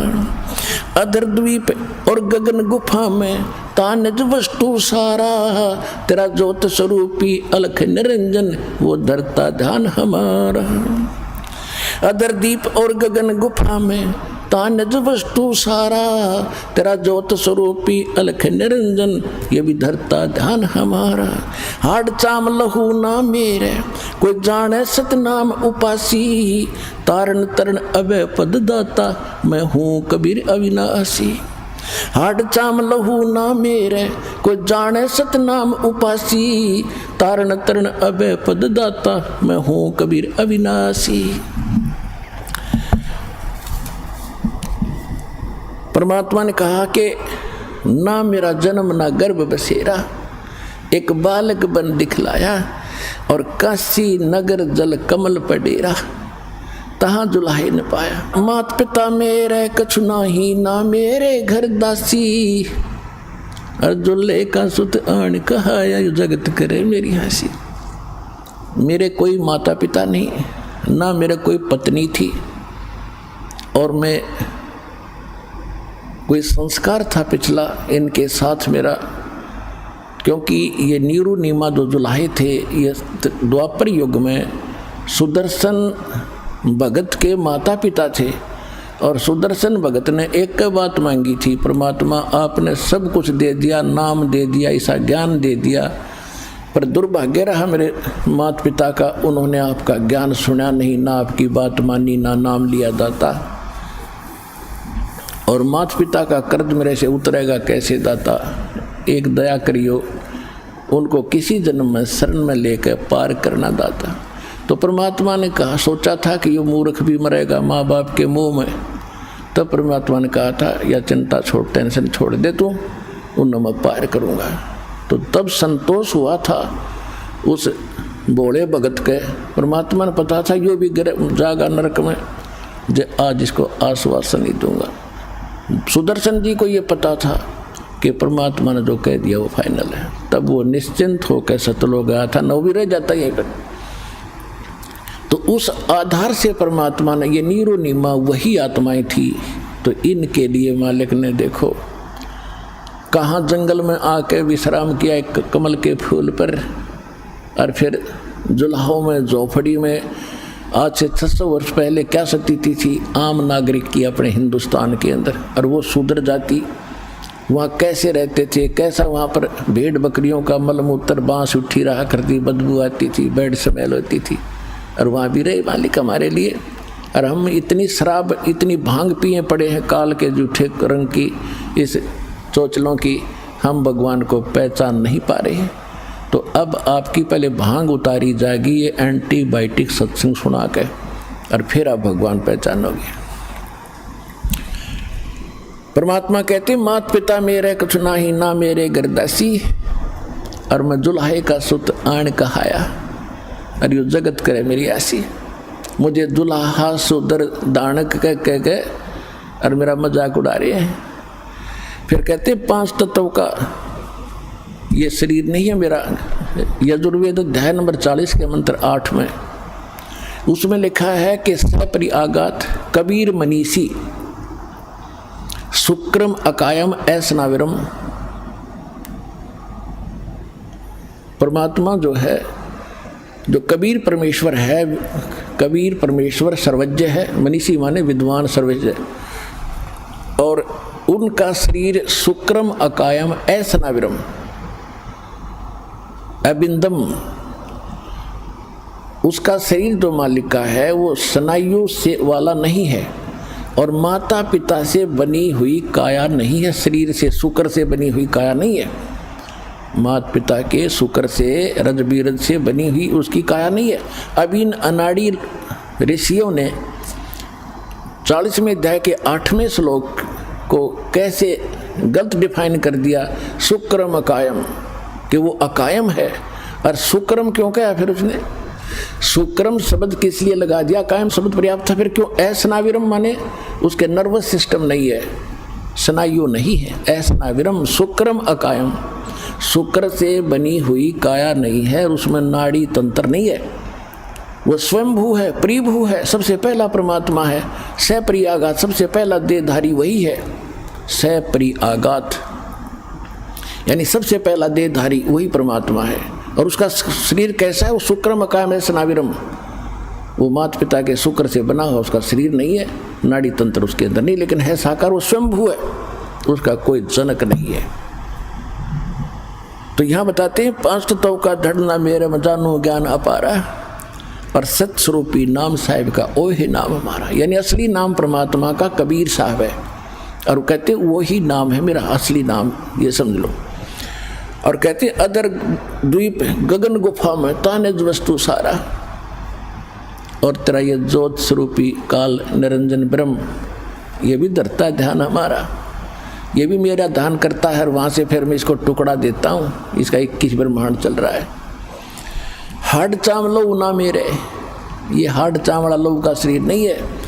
कोई जाने सतनाम उपासी, यानी मेरे इस सतिथि को उस समय जानेंगे जब सतनाम का प्रचार सब जगह हो जाएगा, उनके अंदर सब प्रमाणों से प्रमाणित किया जाएगा। और तारण तरण अभय पद दाता, मैं हूँ कबीर अविनाशी, कि मैं हूँ तारण तरण अभय पद देने वाला, सतलोक ले जाने वाला। मैं कबीर अविनाशी हूँ, वास्तव में मैं परम परमात्मा हूँ।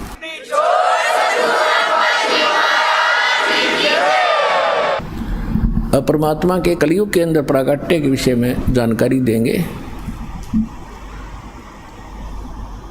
पहले थोड़ी भूमिका बनाते हैं कि नीरू और नीमा, जिनको परमात्मा लहर तारा तालाब काशी नगर यानी बनारस में मिले थे तालाब में, वो कौन थे ये आपको पहले बता भी दिया। ये द्वापर युग के अंदर भगत सुदर्शन जी के माता पिता थे। इन्होंने उस समय परमात्मा के ज्ञान को स्वीकार नहीं किया था, ना नाम लिया था।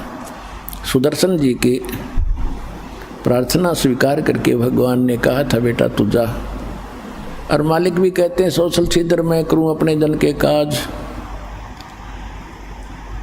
जो जन मेरी शरण है ताका हूँ मैं दास, और गेल के लाग्या फिरूं जब तक धरती आकाश। और कहते भक्ति बीज होए जो हंसा, तारों तास के कोत्र वंशा। जो भक्ति मेरे ज्ञान को स्वीकार करके इस भक्ति के बीज को स्थापित कर लेगा, उसकी 101 पीढ़ी को पार करूंगा, ये भगवान का वचन है। जो जन मेरी शरण है ताका हूँ मैं दास, गेल गेल लाग्या फिरूं जब तक धरती आकाश। आपके लिए भगवान कहाँ से पीछे पड़ा हुआ, पर आप बच्चे हो, आप आगे आगे हो, पिताजी पीछे पीछे घूम रहा है, आप भाग भाग कर दौड़ के और गिर जाते हो गड्ढे में, काल के गड्ढे में, 84 लाख योनियों में फिर पड़ जाते हो। फिर इंतज़ार करता है दयालु कि कब इनको मनुष्य जन्म मिले, कब इनको फिर सद्बुद्धि दूँ, ये पहचानने मेरे को। तो पुण्यात्माओं, अब वो समय आया है जो परमात्मा ने पूर्व निर्धारित किया था। अब इसके लिए हमने ज्ञान सुनना अनिवार्य है, क्योंकि ज्ञान के बिना हम परमात्मा से जुड़े नहीं रह सकते। क्योंकि कबीर साहब कहते हैं कि ज्ञान संपूर्ण हुआ नहीं, हृदय नहीं छदाए, और देखा देखी भक्ति का यो रंग नहीं ठहरा। अब जैसे किसी ने सुन लिया कि हमें ये लाभ दे दिया, अम्रवाला आश्रम में गए थे, हमें ये सुख हो गया, दूसरे भी देखा देखी आगे, उनको भी सुख हो गया, 1 हो गया, 2 हो गए, 3 हो गए, और चौथा ना होया, छोड़ गए, फिर जाएंगे उड़ा मत्था टेकन जहाँ पहले धक्के खाया करते, तो फिर भगवान हाथ उठा लेगा। तो इसलिए ज्ञान होना अनिवार्य है। ज्ञान होने के बाद आप यहाँ से नहीं जा सकते। लाभ हो रहा है या ना हो रहा है ये भगवान ने देखना है, क्योंकि आप जो चीज़ मांग रहे हो वस्तु, वो आपको हानि कर रही हो आने वाले समय में, तो भगवान नहीं देगा आपको। तो कहने का भाव ये है कि सबसे पहले आपको ज्ञान से परिचित कराया जाएगा, और ज्ञान से परिचित होने के बाद फिर आपकी स्थिति कैसी हो जाएगी। बंदी छोड़ दयाल जी तुम तक हमारी दौड़े, जैसे काग जहाज का फिर सूजत और न ठोरे। जैसे पुराने समय में समुद्री जहाज के अंदर, क्योंकि लंबा समय होता था, खाना खोना उसी में बनाते हैं, खाते हैं, और उस पे कौवे बैठकर चल पड़ते थे कि ये खाना खाएंगे, टुकड़े डालेंगे, हम भी खाएंगे। वो खा रहे होते हैं तो उनके बैठकर चल पड़ते हैं, और रात भी ऊपर से उतर जाती है, कौवा ऊपर बैठा होता है। तो जहाज के जो चालक होते थे उनका जो दिशा निर्देशक होता था, एक वो इंस्ट्रूमेंट होता था नॉर्थ साउथ बताने वाला, चुंबक सा, और वो उसको लेकर चलते थे, उसी आधार से अपनी दिशा निर्धारित करके वो चलते रहते थे।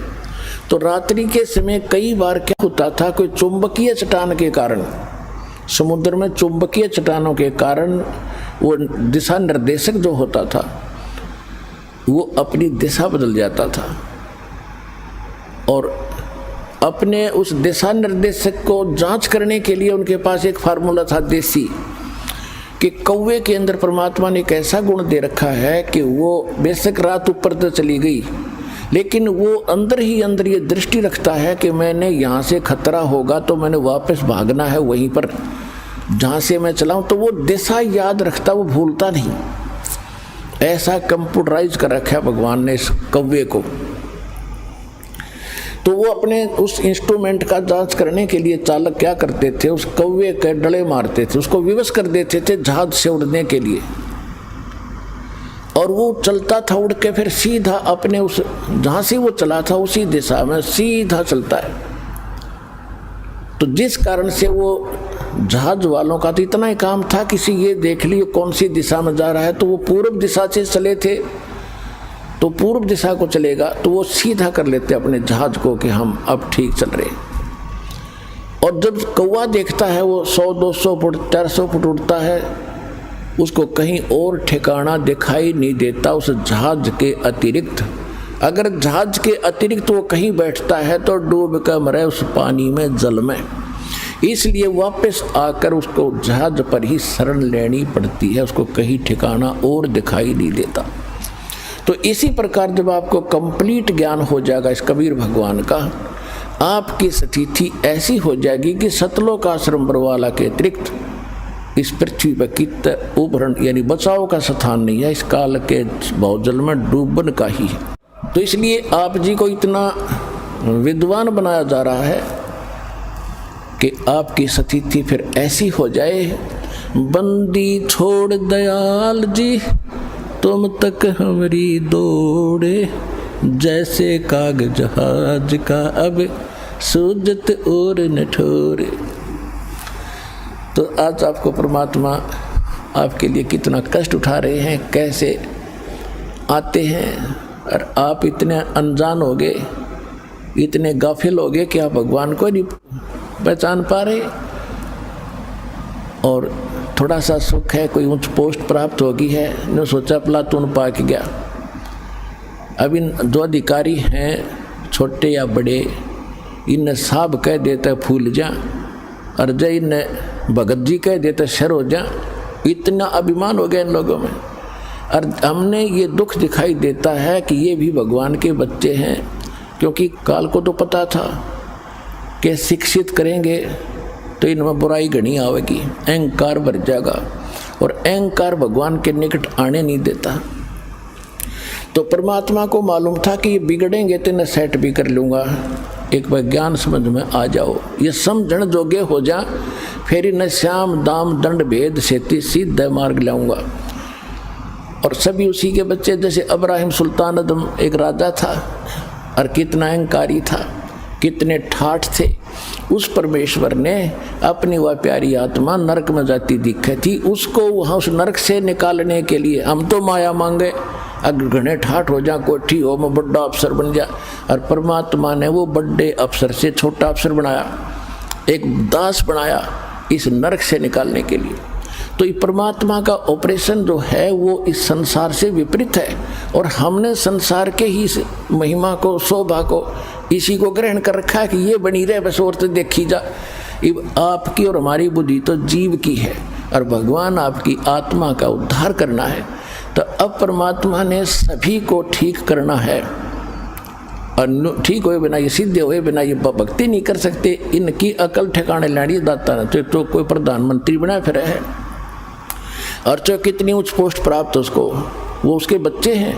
और ये वो बच्चे जो अब्राहिम सुल्तान अदम जैसे थे, अच्छी किस्मत, पिछले जन्म के बड़े पुण्यकर्मी हैं भगवान के, कभी इन्होंने भक्ति ठीक कर रखी है, आज ये अपना जीवन नाश करके गधा बन के खड़े हो जाएंगे। तो वो परमात्मा चाहता है कि कति निर्धन से लेकर अमीर तक, और छोटे से लेकर बड़े कितने अधिकारी कर्मचारी हैं, सबको भगवान का ज्ञान कराना है, इनका जीवन नाश होने से बचाना है। तो इसके लिए पुण्यात्माओं दास के साथ आपने थोड़ा सा संघर्ष करना पड़ेगा। हम किसी का बुरा नहीं करेंगे, हम भले के लिए करेंगे, सबके उद्धार के लिए करेंगे। जैसे बच्चा इंजेक्शन नहीं लगवाता है तो पकड़ के माता पिता ज़बरदस्ती लगवाते हैं, रोलेगा थोड़ी देर और क्या होगा, फिर जीवन तक बचेगा उसका। तो जो भी ये थोड़े दिन बकवास करेंगे कर लेंगे, पर इन्हें सिद्ध कराएंगे। भक्ति करो और प्रचार करो मालिक का, उन तक पहुंचा दो मालिक के ज्ञान को, उनकी आंखें खुल जाएंगी।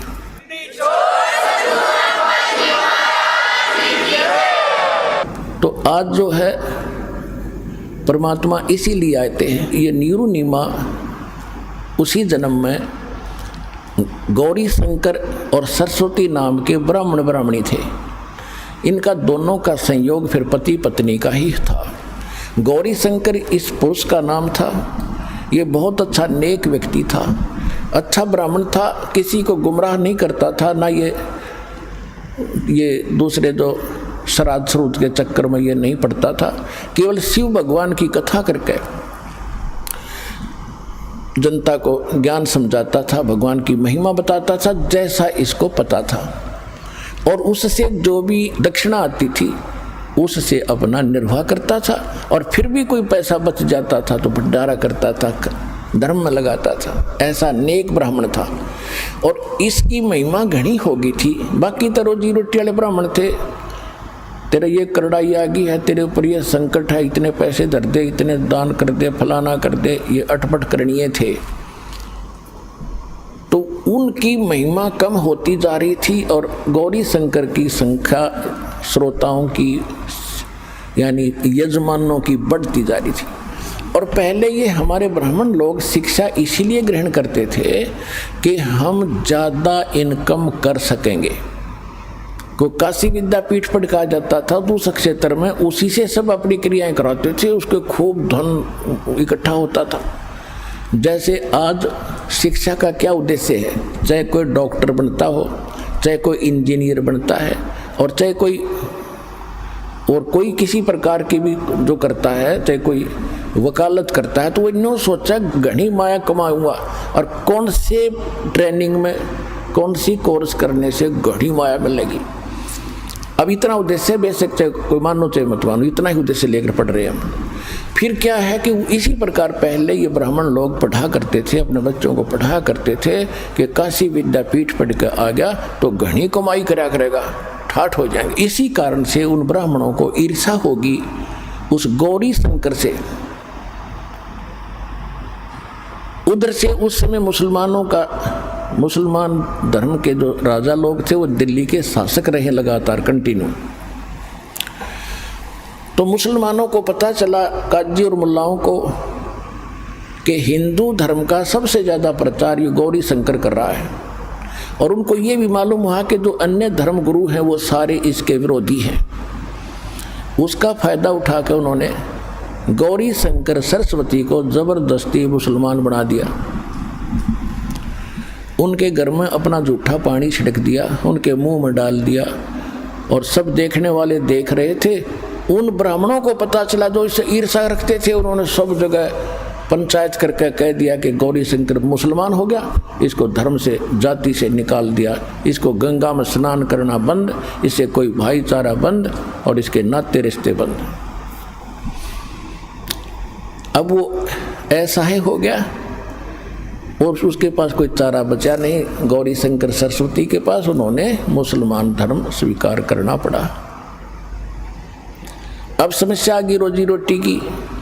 पहले तो दक्षिणा आती थी, अब उन्होंने सोचा भी सस्ते में कौन सा काम शुरू हो। उन्होंने कपड़ा बुनने का काम सबसे आसान लगा, उसमें कोई पैसा नहीं लगता। 4 लकड़ के लठ गाड़ने होते हैं डंडे खुट्टे से, और तार पूरा अपना शुरू कर दिया। एक लिया के वो छोटा सा काठ का बना होता है लोहे का, बस उससे उसका गुजारा शुरू कर दिया। फिर भी इतने नेक थे कि अपना गुजारा करते थे, बच जाता था धर्मपन पर। जैसा भी उस धर्म का ज्ञान था उसी तरह लगाने लगे। अब परमात्मा अपने पूर्व संस्कार अपने वचनानुसार उनको आके संभालना ही था, और उसके साथ साथ फिर अपनी जो लीला वो करते हैं प्रत्येक युग में वो भी करनी ही थी। संवत 1455 विक्रमी संवत 1455 सन 1398 ज्येष्ठ सुदी पूर्णमासी को सुबह सुबह परमात्मा ब्रह्म मुहूर्त के अंदर, ब्रह्म मुहूर्त होता है सूर्य उदय होने से लगभग 1.5 घंटा पूर्व का समय, तो उस समय परमात्मा सतलोक से आकर के, इससे पहले थोड़ा ये बताना अनिवार्य हो गया कि नीरू और नीमा उनके नाम रख दिए। गौरी शंकर का नाम रख दिया नूर अली, उसको शॉर्टकट में नीरू कहा करते थे, और उसका सरस्वती का नाम रख दिया नियामत, तो उसको कहने लगे नीमा। तो नीरू नीमा का गंगा घाट पर स्नान करना बंद कर दिया हिंदुओं ने, धर्म गुरुओं ने। तो उन्होंने सोचा कि कोई ऐसा स्थान खोजें जहाँ गंगा का ही जल बाहर आ रहा हो। तो एक लहर तारा नाम का एक सरोवर था जिसमें गऊ घाटों के ऊपर से, जहाँ गऊ घाट बने होते थे, उनके ऊपर के वर्षा के दिनों में ओवरफ्लो होकर दरियाएं चलती हैं, तो तब झालों से उछल उछल कर जल और एक सरोवर का रूप ले लेता था, धारण कर लेता था। फिर वो सारा वर्ष बड़ा निर्मल जल रहता है, क्योंकि गंगा के जल में एक विशेषता है, वो खराब नहीं होता, बहुत स्वच्छ और निर्मल जल, उसमें कमल के फूल उगाए होते हैं। तो वो वहाँ स्नान करने जाने लगे, जो उनकी कुटिया से लगभग 4 किलोमीटर दूर था, 3.5-4 किलोमीटर। ये दास देख कर आया है, दास के साथ सैकड़ों भगत भी आपके भाई बहन गए थे, वहाँ देख कर आए थे। तो लहर तारा तालाब में वो प्रतिदिन स्नान करके आया करते थे। उसी सरोवर के ऊपर एक अष्टानंद नाम के एक ब्राह्मण थे, ऋषि, जो स्वामी रामानंद पंडित जी आचार्य थे, बड़े विद्वान पुरुष माने जाते थे, वो वेदों और गीता के, उनके शिष्य थे। वो भी वहाँ स्नान करने जाते थे प्रतिदिन, दूसरे किनारे पर, नीरू नीमा दूसरे किनारे पर स्नान करते थे। और अष्टानंद जी स्नान करके प्रतिदिन वहाँ अपने गुरु जी द्वारा प्राप्त भक्ति विधि का कुछ अभ्यास किया करते थे, ध्यान आदि लगाने की चेष्टा वहाँ करते थे, क्योंकि वहाँ सुंदर सुबह सुबह शांत वातावरण, और गर्मियों का मौसम था, जून का महीना, शीतल हवा सुबह सुबह चल रही थी, बहुत अच्छा वातावरण वहाँ जंगल का होता है। वहाँ नहा के धो के अपना बिछा के चद्दर और वहाँ बैठ कर अपनी साधना प्रतिदिन किया करता था, कुछ समय के लिए फिर चला आता था, उसमें स्नान करके ऐसे साधना करता था। तो परमात्मा सतलोक से चलकर परमेश्वर आए कबीर जी, और एक शिशु रूप धारण करके कमल के फूल पर विराजमान हुए। जब परमात्मा सतलोक से चले शिशु रूप धारण करके शरीर आ रहे थे, तो अष्टानंद जी ध्यान अवस्था करने की चेष्टा कर रहे थे, कभी आंखें खोल लेते थे, कभी बंद होती थी। तो उसने क्या देखा कि आकाश से एक प्रकाश का, बहुत तेज प्रकाश का गोला सा और पूरी गति से आ रहा है। उसने जो ही उसकी तरफ देखा, उसकी चरम दृष्टि उस नूर को, उस तेज को सहन नहीं कर सकी, उसकी आंखें बंद होगी। जिस प्रकार हम सूर्य की तरफ देख लेते हैं गलती से कभी, तो हम उसको ज़्यादा देर देख नहीं सकते, तुरंत आंखें बंद हो जाती। और आंखें बंद होती हैं या दूसरी तरफ करते हैं तो हमारी आंखों के सामने सूर्य का प्रकाश रहित एक आकृति दिखाई देती है, प्रकाश रहित एक आकृति हमारे आंखों में समा जाती है, और जिधर भी देखते हैं फिर वही दिखाई देती है। इसी प्रकार अष्टानंद ने जब उस गोले प्रकाश के पुंज को देखा, उसकी आंखें सहन नहीं कर सकी चरम दृष्टि, तो आंखें बंद हुई। तो क्या देखा, एक बालक दिखाई दिया, प्रकाश रहित नूर बालक का, आकृति बच्चे की दिखाई दी। फिर उसने इधर उधर देखा तो वो आंखों वाला ही बच्चा दिखाई दे रहा था, और वो नूर इतनी देर में आके, इतनी सेकंड में, और उस कमल के फूल पर इकट्ठा होकर के परमात्मा ने अपना तेज समेट लिया, शिशु रह गए। अंधेरे में उसने और कुछ दिखाई नहीं दिया कि मुझे तो मेरी आंखों में एक बच्चा सा दिखाई दे रहा, ये क्या लीला हुई। वो उठकर चल पड़ा। उसने जाकर के अपने पूज्य गुरुदेव स्वामी रामानंद ब्राह्मण पंडित जी से अपनी सारी घटना बताई कि महाराज ये क्या कारण है, ये कोई मेरी भक्ति की उपलब्धि है या कोई मेरी भ्रमणा है, मुझे कोई शंका हुई है। तो उन्होंने कहा कि बेटा ऐसी जब सतिथि होती है, ऐसी जो लीला होती है, ये ऊपर से अवतार गण आते हैं और यहाँ किसी माँ के गर्भ में जन्म लेंगे, वो उनके शरीर में चले गए हैं और कुछ दिनों में जन्म लेकर वो अपनी लीला करेंगे बेटा, जैसा उनका निर्धारित होता है।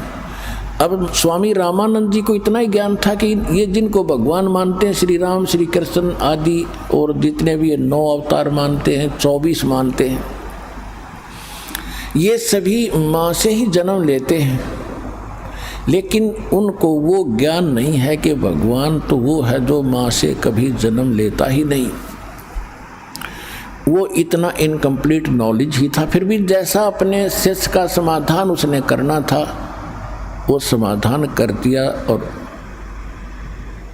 अष्टानंद जी संतुष्ट हुए। उधर से क्या हुआ कि नीरू नीमा की एज बहुत हो गई थी, उनका कोई संतान नहीं थी। और पुण्यात्मा, हमारे समाज में एक बहुत बड़ी बीमारी ये भी है कि किसी का संतान ना हो तो उसका जीना आराम कर देते हैं।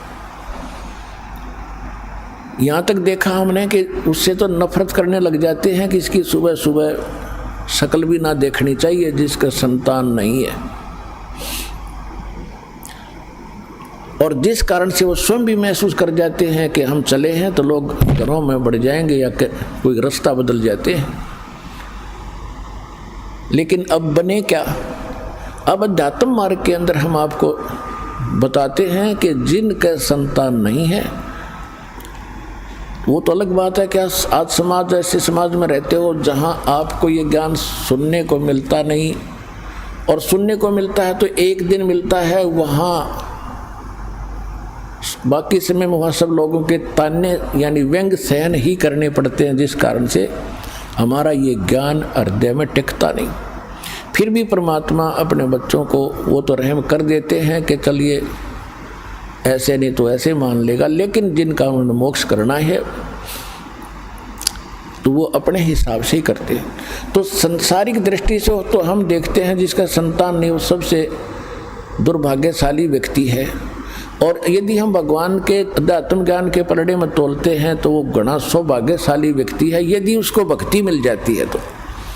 और भक्ति नहीं करते हैं तो इसे तो संतान वाले और इसे बिना संतान वाले।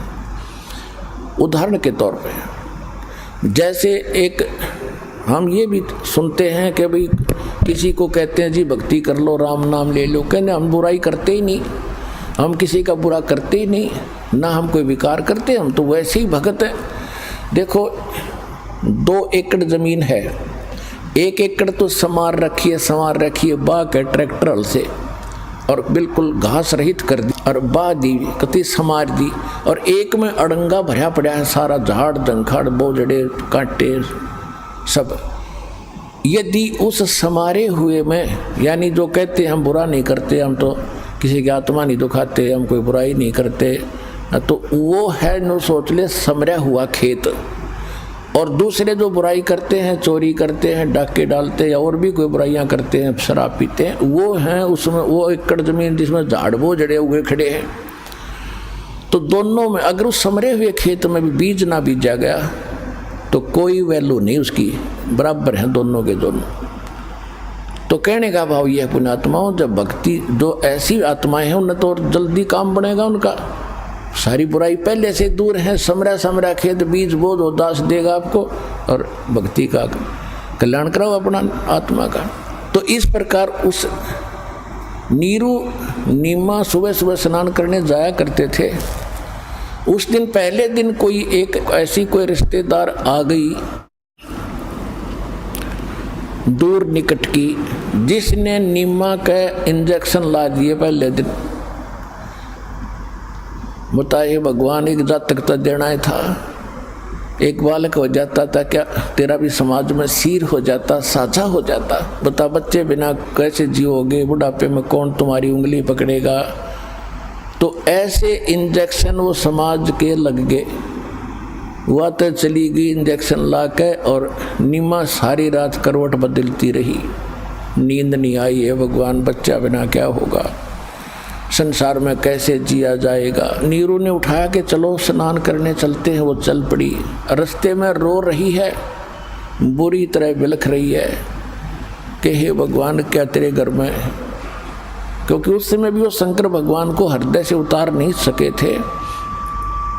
बेशक से मुसलमान भी बन गए थे और मुसलमानों वाली साधना भी वो कर रहे थे, लेकिन अंतःकरण में उनका भगवान शंकर की छाप न्यों की न्यों थी। और किसी भी आपदा के अंदर उसी से प्रार्थना किया करते थे। और कह रही थी, रो रही थी कि हे शंकर भगवान, क्या आपके घर में बच्चों की कमी होगी परमात्मा, एक मुझे भी दे देते अल्लाह, तो मेरा भी संसार में साझा हो जाता। बुरी तरह रो रही थी। नीरू ने कहा कि नीमा, यदि हमारे भाग्य में होता तो भगवान दे ही देते। आंखें खराब कर लेगी रो रो के, कोई उंगली पकड़ने वाला है नहीं, और दूना दुख हो जाएगा, ना रो। ऐसे कहते कहते वो सरोवर पर पहुंच गए। लहर तारा नामक उस सरोवर पर पहुंच गए। अष्टानंद वहां से जा चुका था। पहले नीमा ने स्नान किया। जब वो स्नान करके बाहर आ गई, फिर वो स्नान करने के लिए उतरा। और सुबह का जो उजियारा है शीघ्र ही एकदम साफ सा हो जाता है, शीघ्र ही। तो जब दोबारा नीमा गई लहर तारा तालाब के ऊपर उस वस्त्र को धोने के लिए जिसको बांध कर वो स्नान करके आई थी, किनारे पर पहुंची तो क्या देखा कि किनारे से उस तालाब के अंदर कमल के फूल पर कोई वस्तु हिल रही है। परमात्मा एक पैर ऐसे अपना एक पैर को हिला रहे थे। नीमा ने सोचा कि कोई सर्प ना हो, मेरे पति को ना डस ले। उसने और गौर से देखा। ध्यान से देखने से पता चला तो बालक है। तो उसने अपने पति से कहा, जी देखियो देखियो, देखो बच्चा डूबेगा, बच्चा कमल के फूल पर जल में। अब नीरू नहा रहा था ऐसे ऐसे करके, गोते लगा रहा था। वो कह रहा कि नीमा तो कति मेंटल होगी, तेरा दिमाग चल गया, अब तुझे जल में भी बच्चे दिखाई देने लगे, तो मान मेरी बात, ज़्यादा वहम छोड़ दे। तो उसने फिर कर के साथ कहा, जी देखो सचमुच तो देखो तो जरा। जब उसने देखा जिधर वो संकेत कर रही थी तो सचमुच बालक कमल के फूल पर। उसने न्यू का न्यू उठा लिया उस फूल के समेत। चित्र परमात्मा का ये देखिएगा, चित्र परमात्मा। ना मेरा जन्म न गर्भ बसेरा, बालक बन दिखलाया, काशी नगर जल कमल पडेरा, तहाँ जुलाहे न पाया। मात पिता मेरे कछु नाही, ना मेरे घर दासी, जुल्ला का सुत आने कहाया, जगत करे मेरी हासी। नीरू ने ला करके वो बच्चा अपनी पत्नी को थमा दिया। अपन आत्माओं, जिस परमात्मा के लिए ऋषि महर्षि हमने भी कभी किसी जन्म में शरीर गाल दिए, उसको पाने के लिए कठिन तपस्याएं की, उल्टा पैर ऊपर पैर करके नीचे को सिर करके भी साधनाएं की। वृक्षों पर भी झूले, हमने पैर भी सुझा लिए, खड़े तप किए, कई बैठ कर किए। क्यों खोद रहे थे उस मालिक को? क्योंकि उसमें घना गुण है। उसके प्राप्त होने के बाद हमें यहाँ भी सुख और परलोक चले जाएंगे। और वही शीतल सुखदायी परमात्मा जिस माई के सीने से लगा एक बेटे की तरह, अब उसको जो अनुभव सुख का हुआ होगा उसका कोई शब्दों में बयान उसको नहीं किया जा सकता। अगर वो मालिक के हम चरणों में भी लग जाएं उसके, तो हमें कितना सुख होगा। और वो सीने से लग रहा है उस माँ के, उस माई को। तो गरीबदास साहिब जी ने उनका चित्रार्थ बहुत अच्छा किया है कि गोद लिया मुख चूम कर, हेम रूप जलकंत। कहते हैं उस माई ने उस उठाया, कभी उसके मुंह ने चूमे, कभी माथे ने चूमे, उसके ने कभी सीने से लगा, और 100 शुक्र मनाओ अपने शंकर भगवान का कि हे परमात्मा, आज याद किया था आपको हृदय से, आज ही आपने पुत्र दे दिया। अपने आत्माओं, ये है चीज, ये वस्तु है जानने की कि हम करते तो कबीर भगवान रहे सारा कुछ हमारे लिए, और हम इनकी पूजा करते थे इन देवताओं की, और क्रेडिट हम इनको देते थे, महिमा इनकी होती थी। परमात्मा ये चाहते थे कि ये किसी की महिमा करो, क्योंकि परमात्मा को महिमा की आवश्यकता नहीं, उनको तो आपकी आवश्यकता है। और वो ये चाहते थे चलो ये किसी भी डले ढोरे हैं, इनका आस्था भगवान की बनी रहे, कोई दिक्कत नहीं मुझे। और फिर आने दो, इस समय तक आपको लाना था, इस समय तक परमात्मा ने आपको यहाँ लाना था कि आप में भगवान की चाह बनी रहे, चाहे कोई मंदिर पूजो, चाहे मस्जिद, चाहे गुरुद्वारा या चर्च, या कि तब पत्थर पूजते रहो। जब आपकी आत्मा रोया करती है, जब पिछले पुण्यकर्मी प्राणियों की, तो उन पुण्यों के आधार से यही परमात्मा आपको ये सब कुछ देता रहा। तो पुण्यात्माओं, परमात्मा जिस मालिक के नाम लेते हैं, चर्चा करने से भी हमारे रोम रोम खड़े हो जाते हैं, और उसको माई ने सीने से लगाया, उसको कितना सुखद अनुभव हुआ होगा। तो नीरू जब नहा के बाहर आया स्नान करके, तो उसने समाज को देखा। आइए अब हम उन श्रद्धालुओं के अनुभव जानते हैं जो जगत गुरु तत्वदर्शी संत रामपाल जी महाराज जी से दीक्षा प्राप्त कर चुके हैं तथा उनके द्वारा बताए गए भक्ति मार्ग पर चल रहे हैं। नमस्कार सर। सतसाहिब जी। सर क्या नाम है आपका? विजयदास जी। विजय जी, आप कहाँ से हैं? गांव कलोई, जिला जज्जर, हरियाणा से। संत रामपाल जी महाराज से नाम दीक्षा आपने कब ली? 10 अगस्त 2003 को मैंने संत रामपाल जी महाराज से नाम उपदेश लिया। संत रामपाल जी महाराज से नाम दीक्षा लेने से पहले आप क्या भक्ति साधनाएं करते थे? सभी की पूजा करते थे जी, जो भी देवी देवता हैं पर ये पारंपरिक हैं, अपनी आर्य समाज से भी जुड़े हुए थे, और ब्रह्मा जी, विष्णु जी, शिव जी, इनकी शेरावाड़ी, सभी की भक्ति करते थे जी। व्रत वगैरह भी करते थे जी। ये जो है आधी रात के व्रत आते हैं जो जन्माष्टमी के, ये भी करता था मैं, लेकिन इनके करने से कोई लाभ नहीं हुआ जी। आर्य समाज में हमारा परिवार जी काफ़ी समय से जुड़ा, कई पीढ़ियों से जुड़ा हुआ है, और हम जो है उनके बताए अनुसार, जो भी महर्षि दयानंद जी ने बताया था मार्ग, उसके अनुसार क्रिया करते थे। लेकिन विकार हमारे अंदर सभी थे, विकार हमारे ख़त्म नहीं हो रहे थे उनके करने से, ना ही हमारा कोई भक्ति करने से विकार ख़त्म हो रहा था। विकार जो कहते थे बल्कि बढ़ते जा रहे थे, शरीर में बीमारियां भी बढ़ती जा रही थी, और जी कोई आर्थिक लाभ भी नहीं हो रहा था जो हम ये कह सके कि हमारे को ये लाभ है। कोई लाभ नहीं हुआ जी इनकी भक्ति करने से, बल्कि नुकसान ही होता था। जो भी सोचते थे वो काम बनता नहीं था, बिगड़ता था जी। और जो भी हमें आगे विचार करते थे वही काम हमारे असफल हो जाते थे। और जी इनकी भक्ति करने से शारीरिक दुख भी शुरू हो गए थे जी। कभी शरीर में कुछ होना, कभी कुछ होना। मेरे को नज़ले की बीमारी हो गई थी, बहुत लंबी चली जी वो, और मैं हर जगह मैंने दवाई खाई, हरियाणा में भी सब जगह जो भी बताई, पंजाब में भी, मैं यूपी में भी, सब जगह गया जी दवाई लेने के लिए, कोई आराम नहीं मिलता था जी मेरे को। और मैं बहुत परेशान था जी। रात को मेरे को खांसी उठती थी, मेरा सांस रुक जाता था जी, नाक टपकते थे, बहुत बुरा हाल हो जाता था जी। सर, इन सब परेशानियों से जूझते हुए आप संत रामपाल जी महाराज की शरण में कैसे आए? सर, मैं जहाँ पे सर्विस करता हूँ वहाँ पे एक अजमेर भगत जी थे, वो संत रामपाल जी महाराज से जुड़े हुए थे, और उनके साथ मेरी जो है ज्ञान चर्चा लगा लो, आपस में बहस होती थी इस विषय में, भक्ति के विषय में। अजमेर भगत जी ऐसे ऐसे बताते थे कि संत रामपाल जी महाराज जो है गीता जी में ऐसे लिखा है, वेदों में ऐसे लिखा है।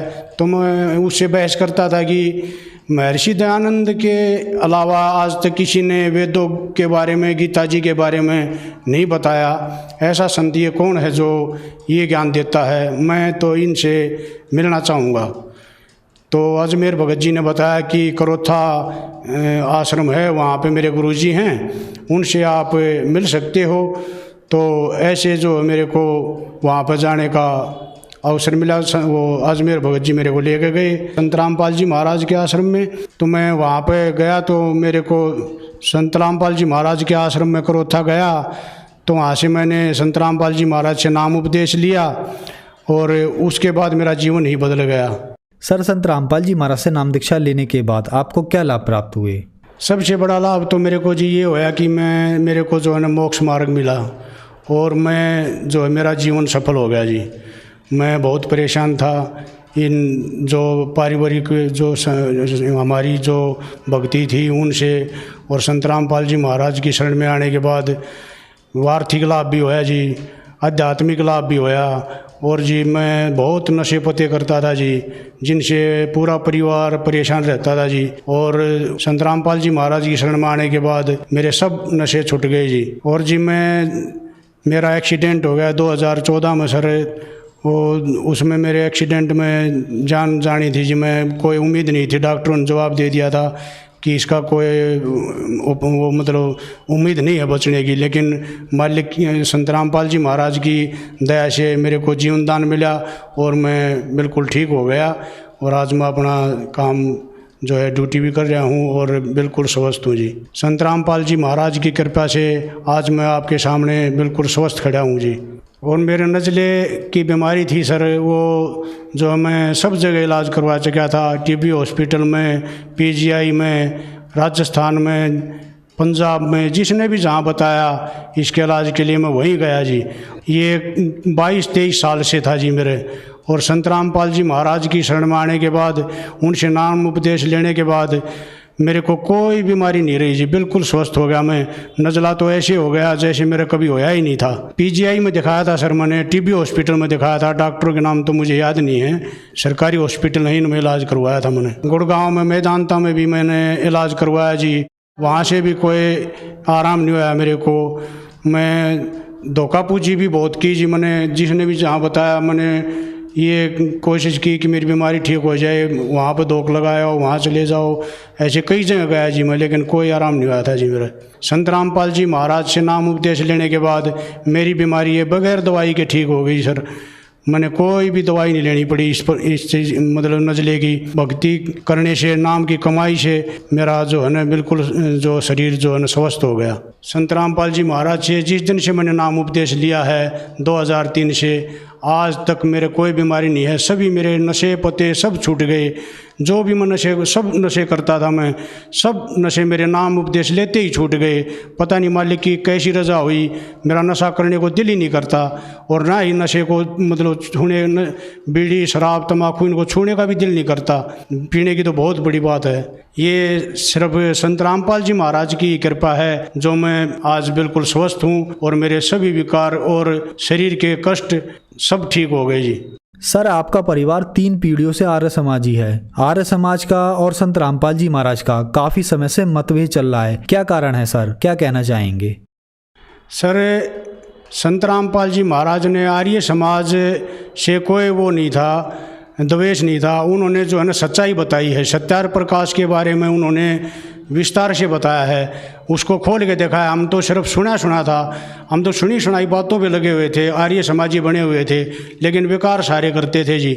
उनमें जब संत रामपाल जी महाराज ने हमारे को सत्यार प्रकाश खोल के दिखाया तो हमारे को ज्ञान होया कि इसके अंदर तो कोई भी ज्ञान का या समाज सुधार का या आध्यात्मिक मार्ग का कोई भी ज्ञान नहीं है। इसमें तो समाज को बिगाड़ने वाली बातें हैं, सुधारने वाली तो एक भी बात नहीं है। इसमें लिखा है कि 24 साल की लड़की 48 साल का लड़का, ये विवाह का जो है ना उत्तम समय है। कोई भी आर्य समाजी आज के दिन कोई 48 साल लड़का या 24 साल की लड़की करके शादी नहीं करता।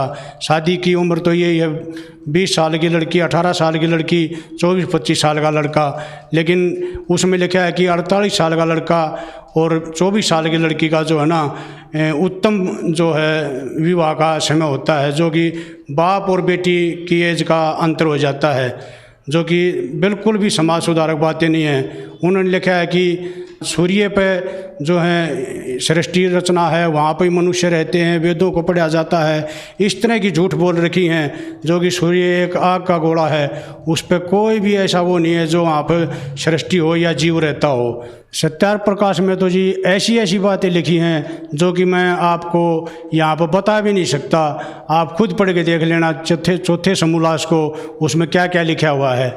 ये समाज के सामने बताने लायक भी बातें नहीं हैं। अगर आप ने कोई मेरी बात पर शंका हो तो आप सत्यार्थ प्रकाश का चौथा समोल्लास विस्तार से पढ़ के देखो।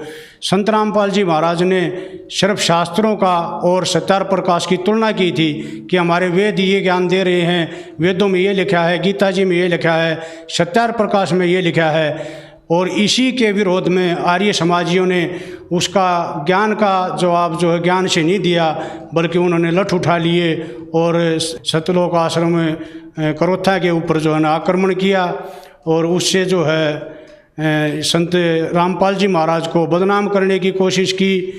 ये जो है इन आर्य समाजियों का जो है अपना उल्लू सीधा करना था कि हमारी रोजी रोटी को ये बंद कर देगा अगर ऐसे प्रचार करेगा और सच्चाई बताएगा सत्यार्थ प्रकाश के बारे में।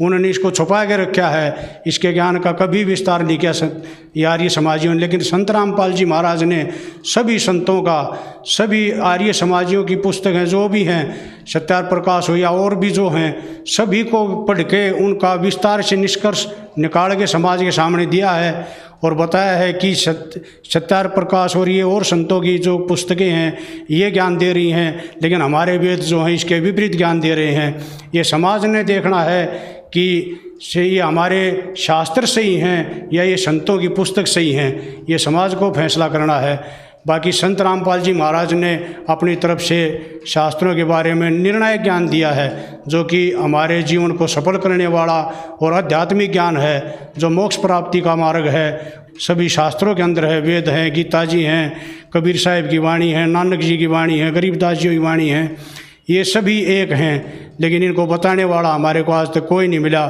संत रामपाल जी महाराज ने बड़े विस्तार से बताया इनको और हमारे को जो है मोक्ष मार्ग दिया है। आर्य समाजियों ने समाज को भड़काने की कोशिश की और जो है गलत ज्ञान दिया, समाज में गलत प्रचार किया संत रामपाल जी महाराज के बारे में और उनको मिसगाइड किया ताकि ये जो है ना संत रामपाल जी महाराज से विरोध करें और इसके साथ झगड़ा करें। ये जो है समाज में बुराई फैलाई आर्य समाजियों ने और संत रामपाल जी महाराज ने एक निर्णायक ज्ञान दिया। समाज आज शिक्षित है, जो कि ये पढ़े लिखे हैं, वो अनपढ़ वाला समय नहीं रहा। अब इनको सब ज्ञान है कि संत रामपाल जी महाराज शास्त्रों के अनुसार बता रहे हैं। अपना घर में अपनी पुस्तक खोल के देख लो, वेदों के अनुसार जो भी बताया है, जो का तो बताया है उसके अनुसार आप देखोगे। लेकिन संत रामपाल जी महाराज ने जो ज्ञान दिया है उसकी आज जो है दिन रात जो है ना ये संगत जो बढ़ती जा रही है और समाज में एक निर्मल समाज बनाने की जो है संत रामपाल जी महाराज की जो सोच है वो दिन रात जो है बढ़ती जा रही है और एक स्वच्छ समाज तैयार कर रहे हैं संत रामपाल जी महाराज। बगैर दहेज की शादियां करवा रहे हैं और रिश्वतखोरी, भ्रष्टाचार, दूसरे की बहन बेटी को गलत नज़र से देखना, ये संत रामपाल जी महाराज सब छुटवा रहे हैं। उनका नियम है ये कन्या भ्रूण हत्या, ये सब जो है छुटवा रहे हैं। और संत जी एक ऐसा प्रचार कर रहे हैं समाज को एक निर्मल समाज बनाने का, ताकि आने वाले समय में ये समाज एक स्वच्छ समाज हो और सब भक्ति करें, संत रामपाल जी महाराज की बताई हुई और अपना जीवन सफल करवाएं। सर, भगत समाज को क्या संदेश देना चाहेंगे? जी, मैं संदेश तो क्या दे सकता हूँ, मैं प्रार्थना कर सकता हूँ। जो भी पृथ्वी पर हैं इंसान, उन सभी से मैं ये प्रार्थना करना चाहता हूँ कि संत रामपाल जी महाराज की शरण में आओ और इनसे नाम उपदेश लेके, इनके नियमों में रह के, मर्यादा में रह के और संत रामपाल जी महाराज द्वारा बताए गए भक्ति पे चल के देखो। आपका जो है घर में कोई कष्ट नहीं रहेगा किसी प्रकार का, शारीरिक है, आर्थिक है, कोई भी कष्ट किसी प्रकार का नहीं रहेगा, सब कष्ट दूर हो जाएंगे, एक निर्मल समाज तैयार होगा। मेरी यही प्रार्थना है सभी से। सर, संत रामपाल जी महाराज की शरण में कैसे आ सकते हैं? संत रामपाल जी महाराज के आज के दिन 10-11 चैनलों पे सत्संग चलता है, जो कि आप उनके नीचे पट्टी चलती है कि जिन पर कॉन्टैक्ट नंबर हैं उनसे आप कॉन्टैक्ट करके और अपना जो भी नज़दीकी नामदान केंद्र है उसका पता कर सकते हो और वहाँ से संत रामपाल जी महाराज का नाम उपदेश प्राप्त करके अपना जीवन सफल कर सकते हो। धन्यवाद सर। सच